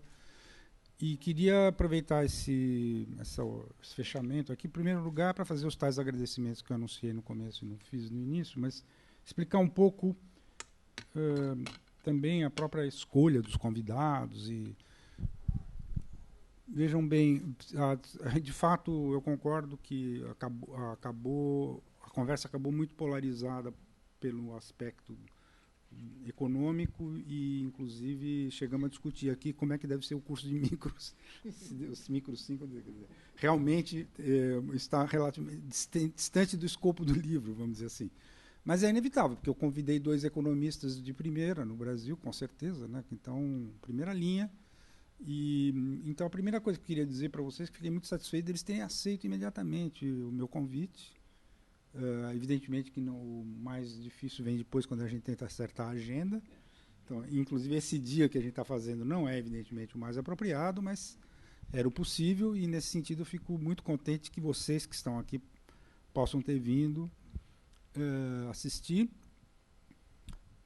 Explicar também que o Hélio Schwartzman é uma das pessoas que a gente lê quase que diariamente, porque a coluna dele sai 5 dias por semana, né? Não sai na quinta-feira e na segunda. E que assim, que eu aprendi a admirar. Realmente, normalmente, hoje em dia, por exemplo, quem lê ainda a imprensa escrita é bombardeado por tanta notícia ruim e que nos levaria a depressões quase que crônicas e tal, e, em geral, uma luz que aparece nessa coluna, como eu estava dizendo para ele antes, evidentemente, ninguém escreve quase que diariamente, pode manter o mesmo padrão todos os dias, tal, mas assim, é impressionante como em 90 e tantos % das vezes os artigos do Hélio são muito estimulantes e tal. Então, ele mostra uma coisa que é muito rara na imprensa, que é um conhecimento científico-filosófico, ou filosófico-científico, não sei qual que seria o mais correto, que é muito raro se encontrar na mídia, e mesmo muitas vezes dentro da universidade. Então, daí a minha ideia de ter escolhido ele para coisa. Mas ele se furtou, evidentemente, a sair do papel de estrito mediador. Eu imaginei que algum comentário assim ele fosse fazer, mas de qualquer forma, mas enfim, então eu vou ficar torcendo para ele escrever sobre o livro. Será um grande ganho, maior que... Não, aqui quando a gente se expõe escrevendo um livro, a gente tem que estar preparado para tudo. Então, inclusive para que eu conclua que cometi erros muito piores do que o único que aparentemente aqui a única coisa que eu tinha que ter dado mais destaque é a questão específica que polarizou a discussão aqui. O que pode ser resolvido de outras formas. Eu não acho que isso tire a utilidade do livro para a maior parte das pessoas que foram atraídas por esse ciclo e outros que não puderam vir e que certamente estariam interessados em estar aqui. Mas, enfim, mais do que isso tudo, assim, o agradecimento, em primeiro lugar, do Instituto Democracia e Sustentabilidade, IDS, de ter imediatamente também visto nessa ideia de que seria um bom dos inúmeros eventos que o IDS tem feito, inclusive um hoje à noite, né, que é, eu não sei, depois talvez vocês eventualmente podem anunciar aí, se o pessoal não viu no e-mail. Enfim, o IDS tem nesses 5 anos de existência, 5 anos de existência, feito inúmeras conversas desse tipo aqui, e então poderia até, proposto assim, no fim do ano, tal, poderia não ter dado certo. Fico muito satisfeito e agradeço muito ao Capô por ter imediatamente aceito a ideia. A Sala Crisantempo, pode ser que nem todo mundo saiba, tem uma tradição também aqui há muito tempo, principalmente com o Cine Clube Socioambiental. Há quantos anos, Gi? Eu já não sei. 7 anos. Então, toda semana tem sempre aqui um filme sobre temas como esse, e seguido de conversas. E também, imediatamente, aceitou a ideia de fazer aqui. A editora, o meu agradecimento por ter, quando eu propus a ideia desse livro, ter imediatamente topado e ter se matado para fazer no prazo que ele pudesse sair antes do Natal, né, que não é sempre simples. Eu não sei, eu gostaria de chamar a atenção de vocês que a editora fez um esforço especial para que tenha índice remissivo nesse livro, e também compartilhar uma conversa que a gente estava tendo um pouco antes aqui do início desse evento, que é o seguinte: na verdade, eu me senti um pouco jurássico de lançar mais um livro, porque o que está acontecendo no momento com essa coisa da competição do digital com o livro impresso é tão forte que aí eu vim para cá pensando, será que é o caso mesmo de... Com certeza vai ser assim, vai continuar, mas o desafio que existe para que a gente aumente o alcance, né, de uma contribuição como essa é, evidentemente, de ter também uma edição digital, coisa que eu espero que com o tempo a editora decida, de repente, nem sei se já começou, mas, enfim, que esse livro sirva para que... Porque é muito forte a demanda de pessoas que não mais leem papel, né? Então, E eu não vou fazer agradecimentos individuais a nenhum dos amigos que está aqui presente, e amigos, colegas, etc., porque aí realmente ninguém iria poder ter tempo de almoçar. Só queria concluir voltando então ao conteúdo da discussão, que é o seguinte: eu acho que quando o Edu falou em catastrofismo, e dizendo que o livro não vai por aí, eu não creio que isso tenha sido bem interpretado. Que os ambientalistas deveriam admitir essa carapuça, vamos dizer assim. Porque as citações que ele fez, Edu, você não usou isso na sua resposta agora, por isso que eu me dou o luxo de... Eu tendo a concordar. Eu tenho um livro desse colega da Unicamp que segue um pouco a linha, não que ele tenha sido influenciado, nada disso, porque eu acho que foi um livro até mais ou menos feito ao mesmo tempo, daquela Naomi Klein, né? Está havendo uma certa profusão de teses agora, de que primeiro a questão ambiental não era levada suficientemente a sério. E agora está cada vez mais surgindo gente que diz que a questão ambiental vai enterrar o capitalismo. No fundo, a tese tanto da Naomi quanto desse Luiz Marx, né, o nosso colega da Unicamp, e você acha que, além disso, você citou o Viveiros, né, que é uma outra coisa da antropologia e tal.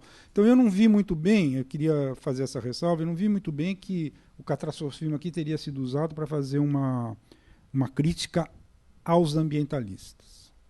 Ao mesmo tempo, eu aproveito para dizer que dos meus objetivos com esse livro é ir além do ambientalismo. Quer dizer, eu acho que eu tenho convivido com um problema, queria chamar a atenção para vocês disso, principalmente em relação a questão que preocupa muito do ensino, e particularmente do ensino médio. Eu tenho a impressão que não... Isso, evidentemente, acontece, vai acontecer facilmente nas escolas de elite, mas saindo desse âmbito das escolas de elite, se a gente pensa no sistema, o sistema está muito longe de poder introduzir esses temas, e ele deveria, normalmente, introduzir esse tema. E, por incrível que pareça, além de todos os problemas que aparecem, um deles é uma espécie de viés antidesenvolvimento por parte dos ambientalistas, e particularmente pelos ambientalistas que militam na educação ambiental. Eu não sei até que ponto vocês estão conscientes disso. Então, de certa forma, eu não tenho a pretensão de que esse livro ajude nisso, porque ele é endereçado a um público universitário. Acho que vocês podem confirmar isso. Quer dizer, dificilmente ele será lido, a não ser talvez o primeiro capítulo, por alguém que não esteja, pelo menos, estudando na universidade já, alguma coisa assim. Mas grande parte dos professores do ensino médio, por exemplo, são universitários, podem estar fazendo mestrado, etc. Então, alguns poderão, inclusive, beneficiar disso. Mas queria terminar terminar essa intervenção, que contou principalmente com agradecimentos, também com essa observação de preocupação e com a sugestão de que esse assunto, se for levado a sério, se outros concordarem, que a gente também possa programar alguma coisa para discutir essa questão, quer dizer, educação e desenvolvimento sustentável, educação e sustentabilidade, aí, nesse caso, tanto uma coisa quanto a outra vale a pena.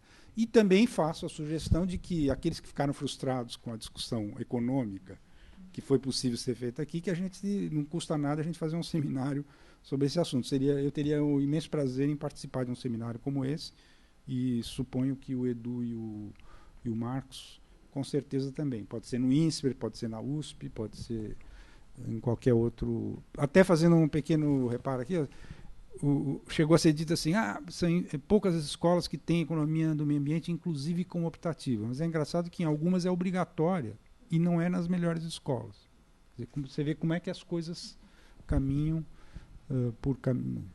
Enfim, muito obrigado outra vez a todos vocês e aos meus queridos convidados que aceitaram aqui participar. Eu deixo a tarefa de simplesmente encerrar e fechar aqui ao Hélio, que é o nosso mestre de cerimônias. Bom, agradeço a todos a presença aqui. O Marcos já está atrasado para poluir um pouco mais o planeta, então, obrigado.